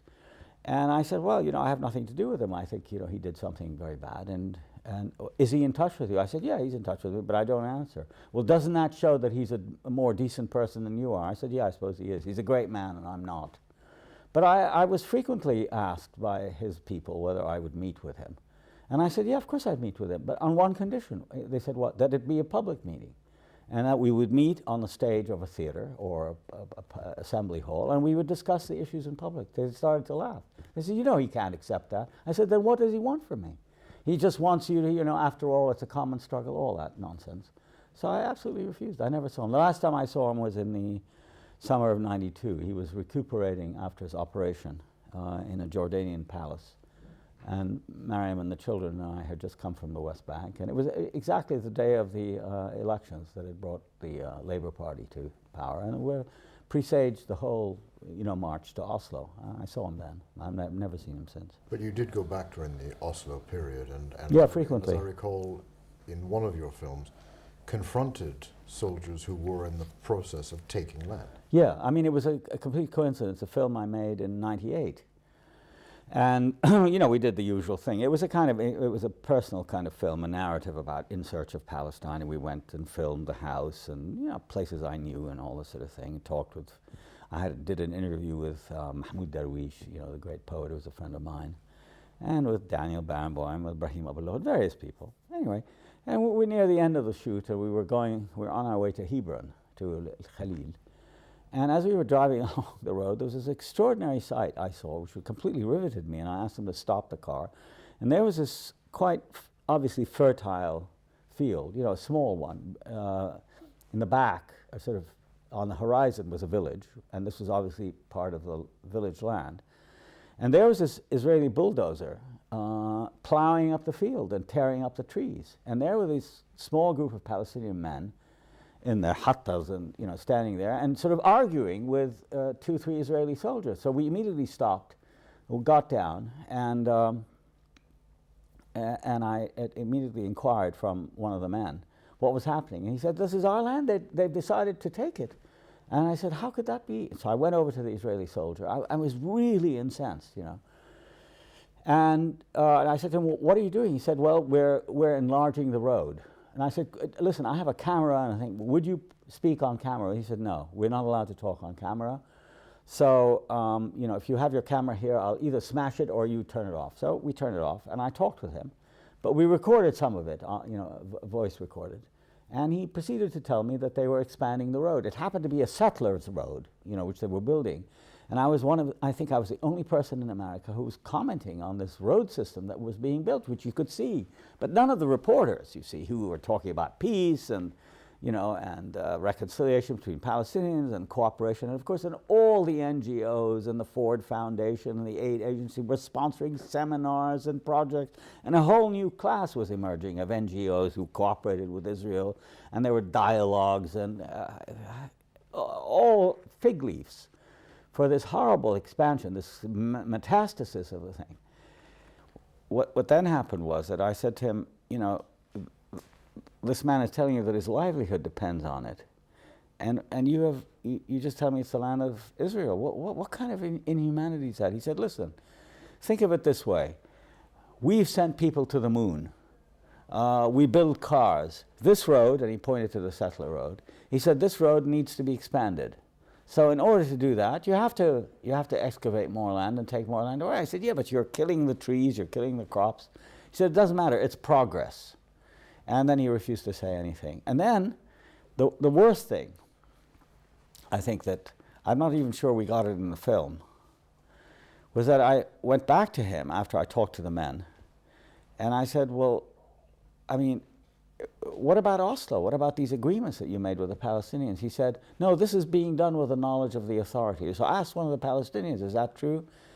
He said, "Yes, he came and he talked with them, and apparently," then I found out that what the Israelis had done during that period, it was in '98, they would announce in the local press, there would be like a box or something saying that we're going to come and take land for the road, the expansion of the road on such and such a date. So rather than dramatizing that, the Sultan or the authority would go along with it, would say nothing. They had been informed. Maybe people had been bought off, but that's where I felt really the failure of Oslo, was the inability of Arafat and his people to protect their own people. I mean, that was to me the great crime. Not that the people were unwilling to sacrifice, that they weren't willing to march and, you know, and to be steadfast, sumud as it's called in Arabic, but rather that the authority showed no care for them, and that's the thing that I found most. Just as the Israelis didn't care about them, neither did the authority. And earlier that week, I recall another terrible sequence similar to this one, where there was a group of Bedouin who had been living in the Jordan Valley, not far from Jerusalem, actually, on the way to the Jahalin. I saw what they did. And I got there just after the Israelis had been there, and I saw that these people were out, their tents had been destroyed. They were sitting out in the open, exposed. It was a rather severe early spring. It was in February or March or something. And it was raining and cold, and there was children running around and dogs and women huddling together, and it was a heart-rending sight. And the men spread this blanket or rug, and we sat together and they made me tea, and we started to talk. And then as we talked, I asked them questions about have they been helped by anybody. He said, oh yes, the Red Crescent came and the Red Cross came. And Faisal Husseini, who died earlier, about a year ago, in 2001, who was the representative for Jerusalem, had come. And they'd all been very kind, and they brought us blankets. So I said, very good. And then we stopped filming, and then I told one of the men informally, I said, you know, it's really good what you said, that they cared and they came. He said, no, I just said that for the camera. Nobody's paid any attention to us. And they've been moved again. I know. They're constantly being moved from one place to the other. During this Oslo period, the Palestinian Authority appears to have cooperated with land seizures, as you've said. More than that, ministers in the Arafat government were financially benefiting by selling building materials and being involved in the actual construction of settlements, Jamil Tarifi, for example.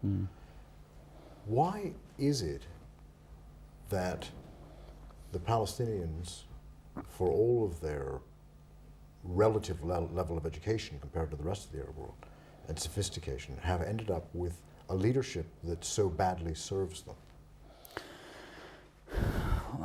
I think it's an impossible question to answer. It's certainly been the fact of my life that ever since I can remember, we've been very badly served by leaders to whom we seem loyal.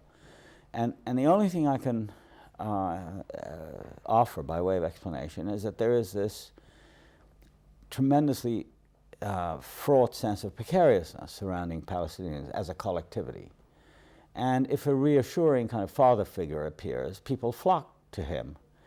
And because our lives and worlds are made up of bad news, if they offer, as Arafat always does, good news, or better, or more important, he doesn't say anything at all. I mean, since, you know, from the beginning of Oslo until now, he hardly has addressed his people, which he could do very easily himself and explain to them, as Mandela does, or did, as other leaders have.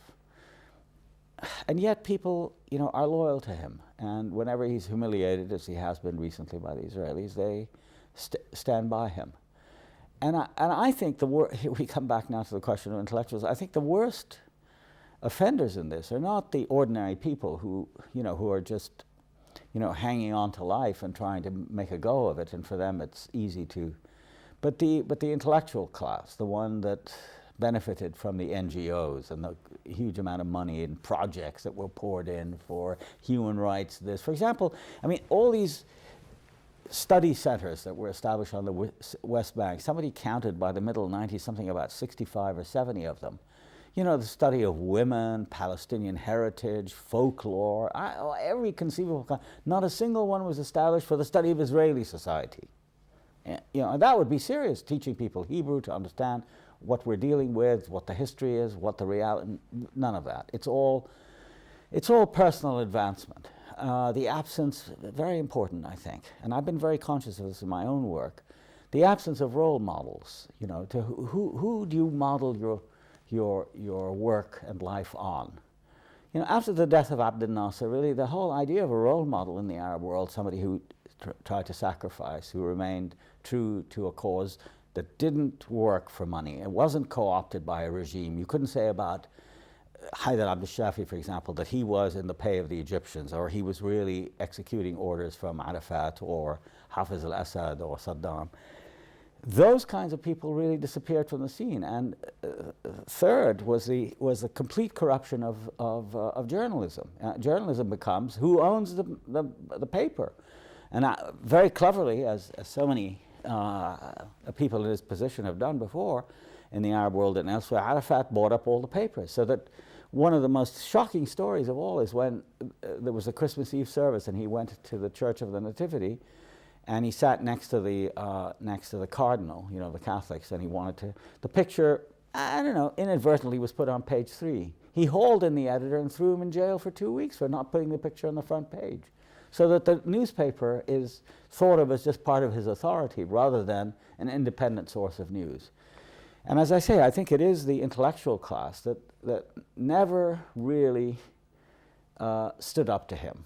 And only recently, with the complete failure and the absence of any kind of authority under this sort of permanent brutal Israeli siege of destroying the infrastructure, of making life impossible, has there emerged a group of people who realize that in the end, they're the people, the teachers, the doctors, the lawyers, who are going to have to keep the society going, and it's held together. It's held together. Of course, family plays a very important part, not tribalism, family. It's a different thing. Tribe suggests something anthropologically sort of aberrant. But families and a connection to the land, in spite of Arafat and his people. And slowly examples of, like, again, my friend Abu Lughod, who went back and really set an example for others that he gave up in America. He was a prosperous, or at least well-off professor. He owned his own house. He lived in a Chicago suburb. He was a respected member of the community, as we say. And he went back and lived in Ramallah and offered his services for nothing to the university. That has been missing. And finally, and ironically, it's been missing not in the people who are, who need to do it, who need jobs, but it's the people who don't need jobs that are the ones who are, the superbly well-educated, the well-off, the people who would survive. I mean, just because their skills and their background give them enough of a head start. They're the ones who, alas, always are flirting with Arafat, and you want to be called into the cabinet and want to get a ministry and this sort of thing. It's extremely disappointing. But can we go a bit deeper on that point of Arafat's leadership? The one way that I might see it, and you might not, I don't know, is that Arafat and other Arab leaders behave in their societies very much like Arab fathers in their families. So the Arafat would never be able to sit with you any more than a father could sit to be questioned by his son in an Arab family. And I think this emerges in your own memoirs and your father. I don't think any Arab leader could afford to sit down with one of his subjects, one of his citizens, and be questioned one-to-one by him. No, I think they could. I think you're wrong. I think they could, but they rely very heavily, just as Arafat relies, and I don't think it's specific to Arabs, I think it's everywhere. They rely on, you might say, the authority of the authority. Let's say the authority of the office. It's a very intimidating factor.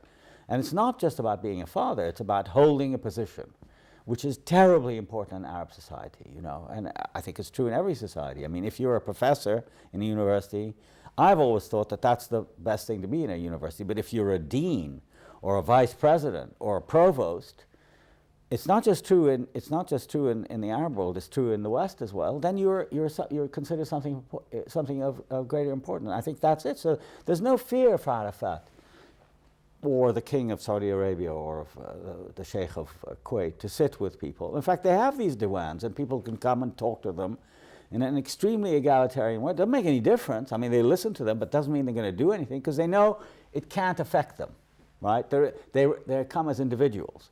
What we don't have is an informed public opinion which is mobilized, whether through the in Gramscian terms, that is mobilized to create a kind of hegemony through a culture of, let's say, resistance, or at least offering some challenge to the single authority. It's the authority that I think, for example, that somebody like Bush has. It's just because he's the president. People venerate authority, and I think it has, in the end, not so much to do with families. It may be vestigial. I mean, they carry with them a kind of patriarchal cachet, but it's not only that, is what I'm trying to say. I think it's the whole mechanism of power, which I've always believed it's the intellectual's role to oppose, or at least to expose and demystify, and saying, well, he doesn't really have that kind of power. You have to be able to say, and most people are afraid to do that. Well, the thing that seems to have brought the Oslo process to an end were two things. The Camp David talks, which were said to have been the most generous offer Israel has ever made to the Palestinians, 95% of the land, Arafat rejecting it, so the talks collapsed. And also Arafat's leadership itself seems to me to have come in question by the Palestinians when they began the stone throwing after Sharon's march to the Temple Mount. The Temple Mount or the Haram Al-Aqsa, yeah. So I want you to amplify, because in a way what happened after the Camp David talks was what you'd predicted what would happen at the time of Oslo. Yeah, well, look, I mean, I think the problem during that whole decade of Oslo, from 93 on, is that they were, thanks to the Americans, let's put it this way, and people like Dennis Ross, they created a kind of space that was completely illusory. It was called the peace process, right? And that was more and more distant from the reality that most Palestinians were living. Their land was being lost at a terrifying speed. Barak himself, who made this famous generous offer, which he had no right to make in the first place, it wasn't his land to offer. You know, I mean, it was illegally taken land, and so, I mean, the word generous offer is outrageous in this context, totally inappropriate. He had implanted more settlements than any other prime minister, including Netanyahu before him. Okay, so that was happening. There was an impoverishment of daily life. You know, that there was a greater rate of unemployment. More and more people were living below $2 a day, which is the poverty line. It went up to about 40% during those years. Movement was impossible. You know, the closures became more and more impeded life more and more. And from the moment that Barak took office as the great, I remember I was in New York in the spring of '99, just after his election. I happened to be a member of the Council of Foreign Relations, and I was invited to attend a meeting lunch for King Abdullah of Jordan, right? The young king. And most of what he had to say at that meeting was how enthusiastic and how optimistic they all were that Barak was coming in, forgetting about Barak's background, you know, who he had killed, things he had done, and so on and so forth. And they were waiting for him to do things. And then it was quite extraordinary that from the moment he took office until Camp David, the Israelis did not move one soldier from any of the occupied territories in flagrant contravention of the Oslo process. They had overstepped the timetable by 3 years at least, 96 to 99. They did nothing.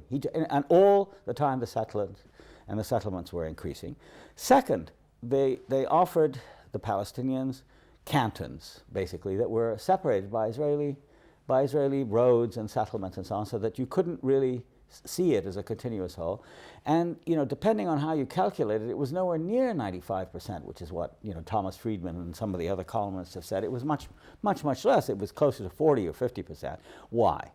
Because the Israelis and the Americans with them in this illusory process had invented, had produced a scheme that was positively Kafkaesque in its complexity, all the time presenting to the world a picture of great simplicity. We are moving towards peace. In the end, the Palestinians will have their independent state.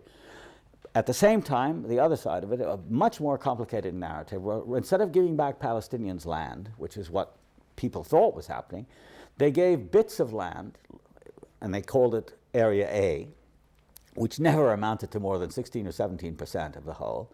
But Area A was bounded by Area B, which was jointly controlled by Palestinians and Israelis, but entrances and exits were Israelis, and security for Area A and Area B was under the control of the Israelis. Then there was Area C, which was everything that was left, which was mostly Israeli, the settlements, the military area, and so on and so forth.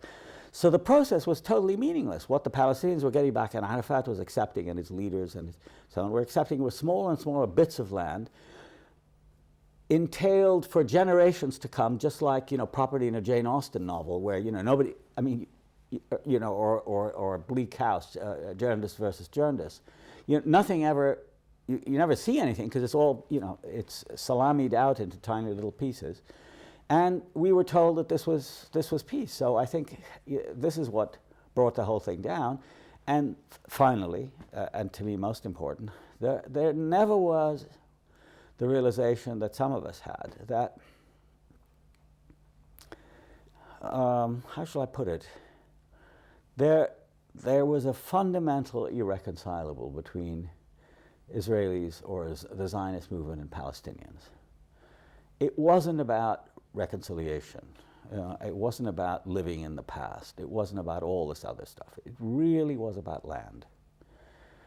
And unless you devise a category by which land is not exclusively owned, there's no hope. And what the Israelis were doing, and have done since the beginning, since the end of the 19th century until now, as the Zionist movement, was to take more and more land, and Palestinians have lost more and more land. And there's no way of reconciling between these two sort of opposing movements. One losing and dispossessing, and the other one, losing land and being dispossessed, and the other one taking more. And that's where I came to the conclusion that the only sensible resolution, given the obstinacy and the obduracy of the Israelis, who had so much power thanks to the United States, that they could afford to ignore the facts and reality, was to think about a way in which they could live together as equals, not on a partitioned land, but as equals on a land called Palestine, or Palestine-Israel, depending on it, in which people were equal and not defined by their ethnos or by their religion. But this is very difficult for, above all, American Jews. I think many Israelis would accept that. But American Jews, I think, are the main obstacle in this, because for them, Israel is a kind of secular religion, and it has to be a place to which they can retire or return or retreat or whatever. And they resist this idea. But there's no other way you can deal with the Palestinians as an actuality without thinking in terms of equality. I believed for a long time in the proposition that you could partition the land again, as the British tried to do in 1947 and 48. But partition brings more problems, as we know from India and Pakistan, we know from Ireland, we know from Cyprus, that if you keep partitioning the land, you either propagate and continue the conflict, or you resolve nothing, as the case was in Lebanon. They fought the civil war, 150,000 people were killed, and they're back to where they started from, in a kind of, Many Israelis would say, though, that what you're talking about means the end of the Jewish state, and they don't want to give up the Jewish state. Not necessarily.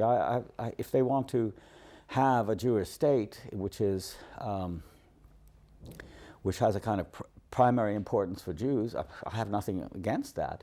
But they can't have a Jewish state which contains Arabs. I mean, the solution to that problem of a Jewish state is to kick out all the Arabs. That's why... That's Benny Morris's solution. I beg your pardon? That's Benny Morris's solution. Well, Benny Morris's solution, it's Sharon's solution, it's Eitam's solution. It's, a lot of people believe that that's the only way to do it.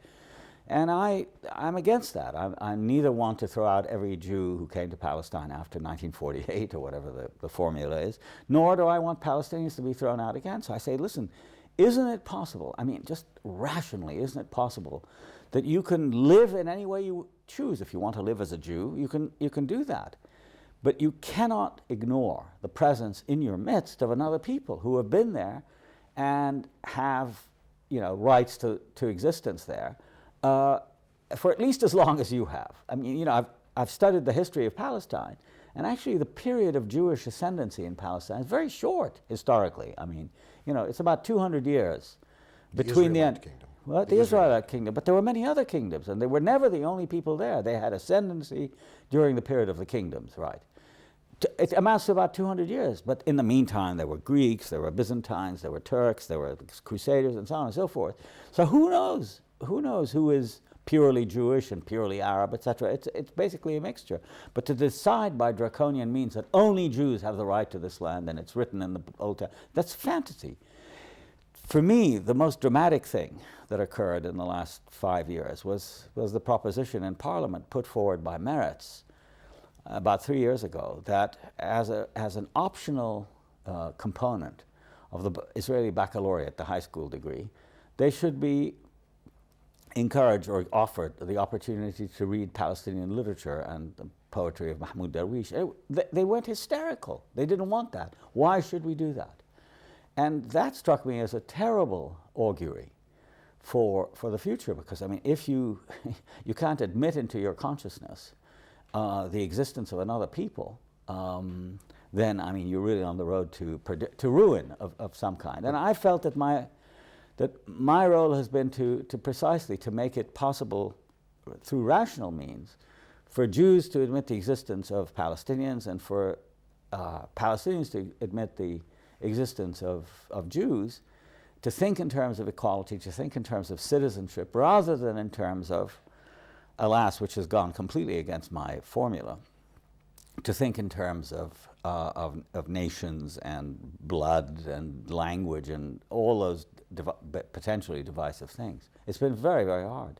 But the reaction to the Meret's proposal to teach Darwish poems in the Israeli curriculum is evidence that what you're talking about is a utopian idea. Yeah, it is utopian. Yeah, it is. But I mean, look at the alternative. The alternative has been bloodletting on a scale that no one can afford. I mean, the Israelis think they can afford it, but I think they're banking too heavily on unlimited United States munificence. Who knows with these people in the White House and people afterwards?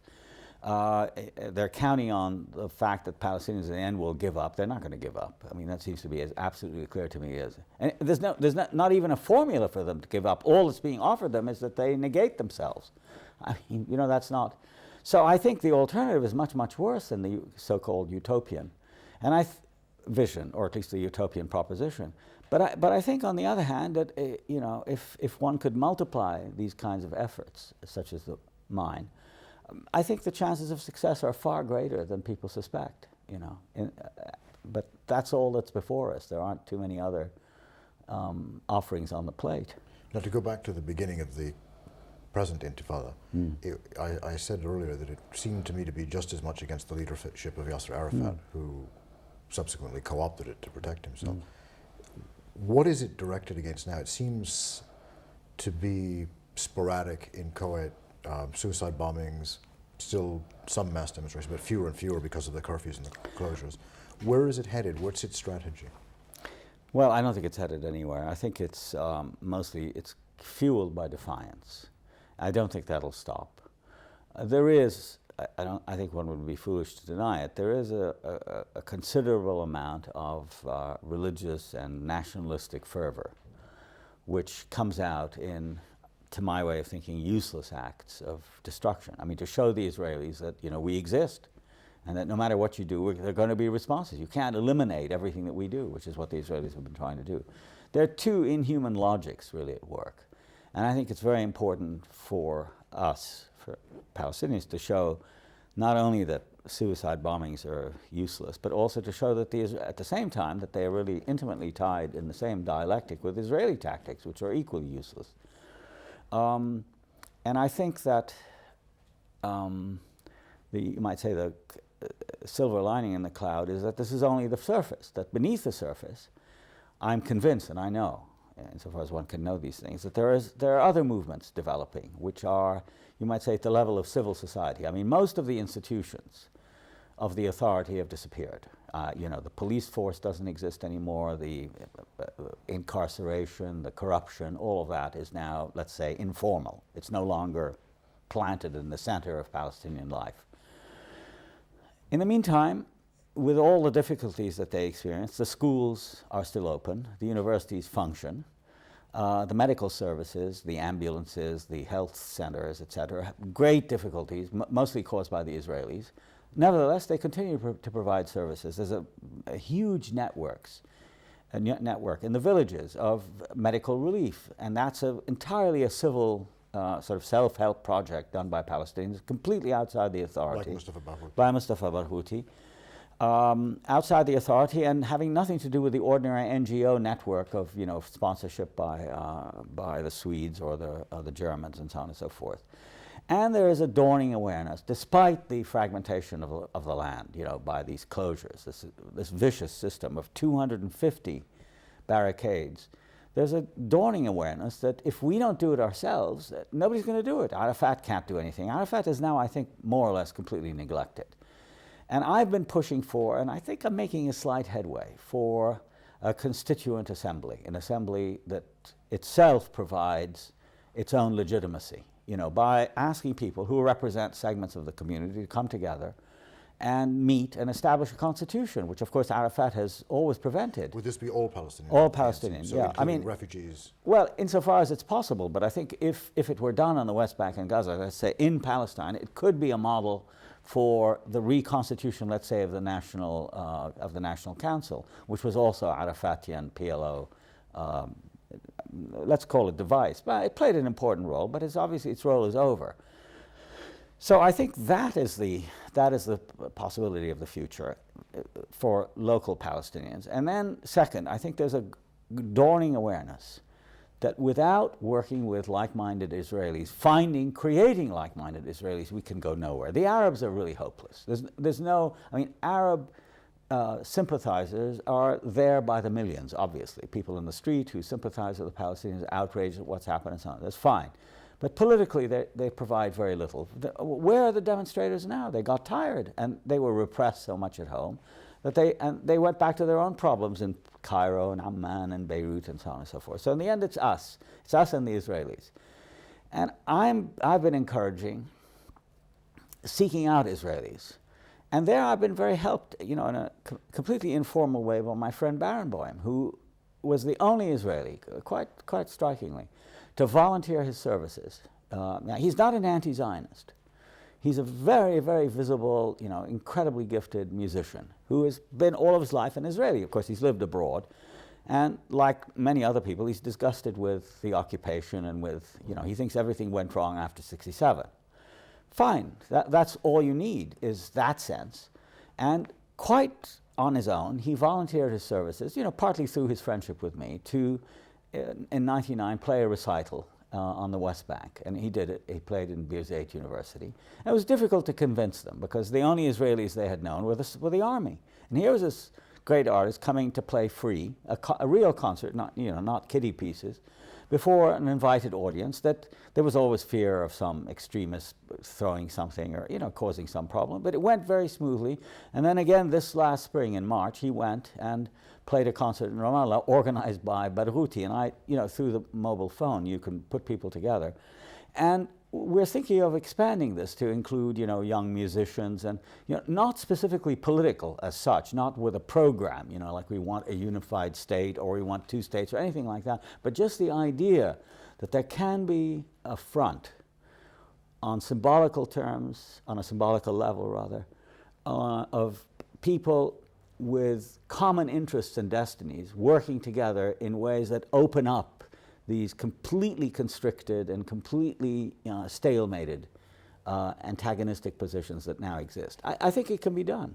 There are organizations like Yesh Gavul, Gush Shalom, Rabbis for Peace, yes. Committee Against Home Demolitions, all Israeli civil society, right. Small but significant. Right.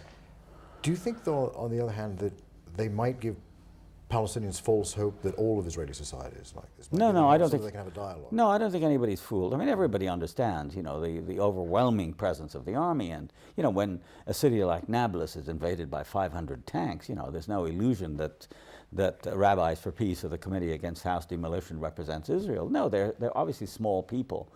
But what is to me deeply significant is how scared the Zionist propaganda is running now. I mean, they're trying to put this anti-colonial struggle, which is what it is, on the level of the Holocaust. I mean, saying that the future and existence of the Jewish people is at stake, not just in Israel, but in the United States. When New York Magazine runs an entire dossier suggesting that there may be another Auschwitz around the corner, and when Nat Hentoff, who's a liberal sort of First Amendment champion, makes a statement that he wouldn't be surprised if loudspeakers in Times Square summoned the Jews out of their houses to line up in Times Square. When he makes statements like that, you realize that something very fundamental is being challenged, and that is the idea that somehow this state can exist extraterritorially, regardless of the consequences of its history and so on and so forth. And that period, I think, is coming to an end. So insofar as those changes are on the horizon, I'm much more optimistic than the events on the ground would suggest. I mean, what with Netanyahu now joining the government and another election that will probably bring Likud, more power. But what about the effects of an Iraq war? Well, that's the great imponderable. It's hard to know what the fallout of that may be, but I mean, it certainly won't be good. It may be, that the drawing of a new map, which is, I think, what Bush and his people really want, and I think what Sharon wants, with a kind of naked hegemony of, not hegemony, naked domination of the United States and Israel over the oil and over the region, which have been, of course, U.S. policy from the beginning. It's now that the gloves have been taken off. That might polarize things more clearly for the inhabitants of the region. You see, I mean, a lot of the thinking of this, it's a very interesting issue. A lot of the thinking about the Middle East has really been extraterritorial. It's been done by people who were not there, by expatriates, by Zionists who live in Washington and New York and London and so on and so forth. And I think what this might do is, with a dramatic change in the landscape, which is certain to ensue, whether because of Iraq or Saudi Arabia or Syria or any of these countries, I think there will be a very dramatic change of focus. And people will become aware of the fact that, they have a stake in their land, that a kind of new concreteness descends. And people no longer think in terms of dimensions having to do with God and the Old Testament. And I think in the face of this, for example, the Islamist movement in the Middle East, which has been on the wane for a very long time, despite what the media says, will decrease even more as people realize that they have to deal with the here and now, and not with the hereafter, and not with religious politics, and not with Islamic or Jewish or whatever states that is being posited by these movements. And I think it will become a more secular, in all senses, bad and good, of that word. And I think that's a distinct possibility.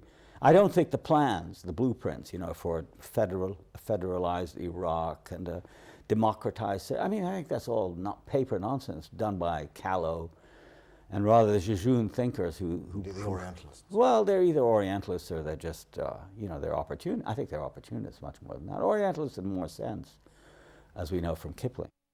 I'm going to personalize it a bit, this whole problem. And I'm thinking of a poem that Mahmoud Darwish wrote before he went back to live in Palestine. And it was, as I recall, what am I to do then?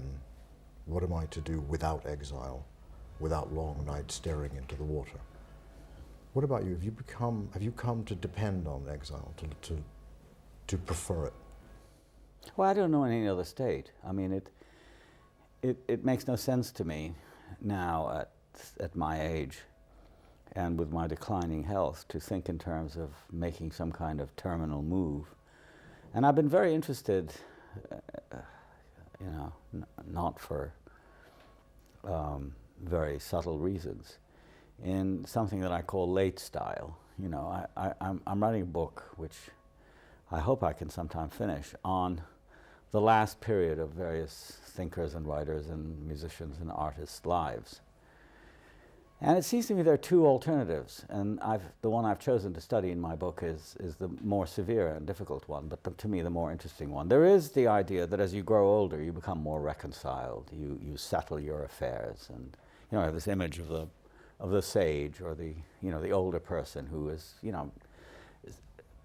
settled his quarrels, rid himself or herself, as it may be, of worldly goods, and settles into a kind of holy state of understanding and acceptance. Oedipus at Colonus, for example, or the late plays of Shakespeare, Prospero at the end of The Tempest, returning to life and accepting the fullness of time and so on.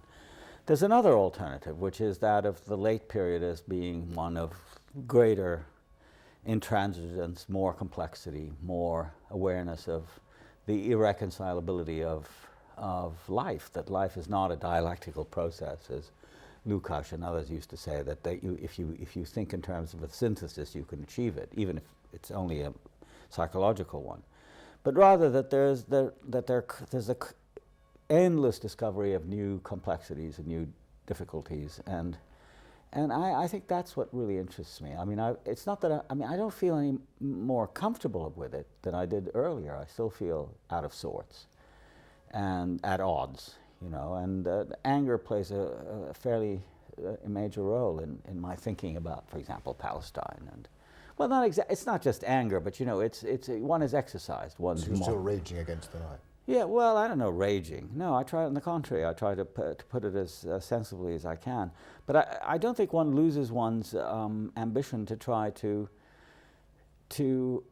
indicate to people, you know, that there are other alternatives. That's what I'm trying to say, that you don't just shut down at the end, that you try to open up even as you're going down, which I'm certainly doing. But you're trying to open up avenues that you can leave behind for younger people and friends and comrades and so on and so forth. I think in terms rather like that than in the others, in the sort of harmonious terms.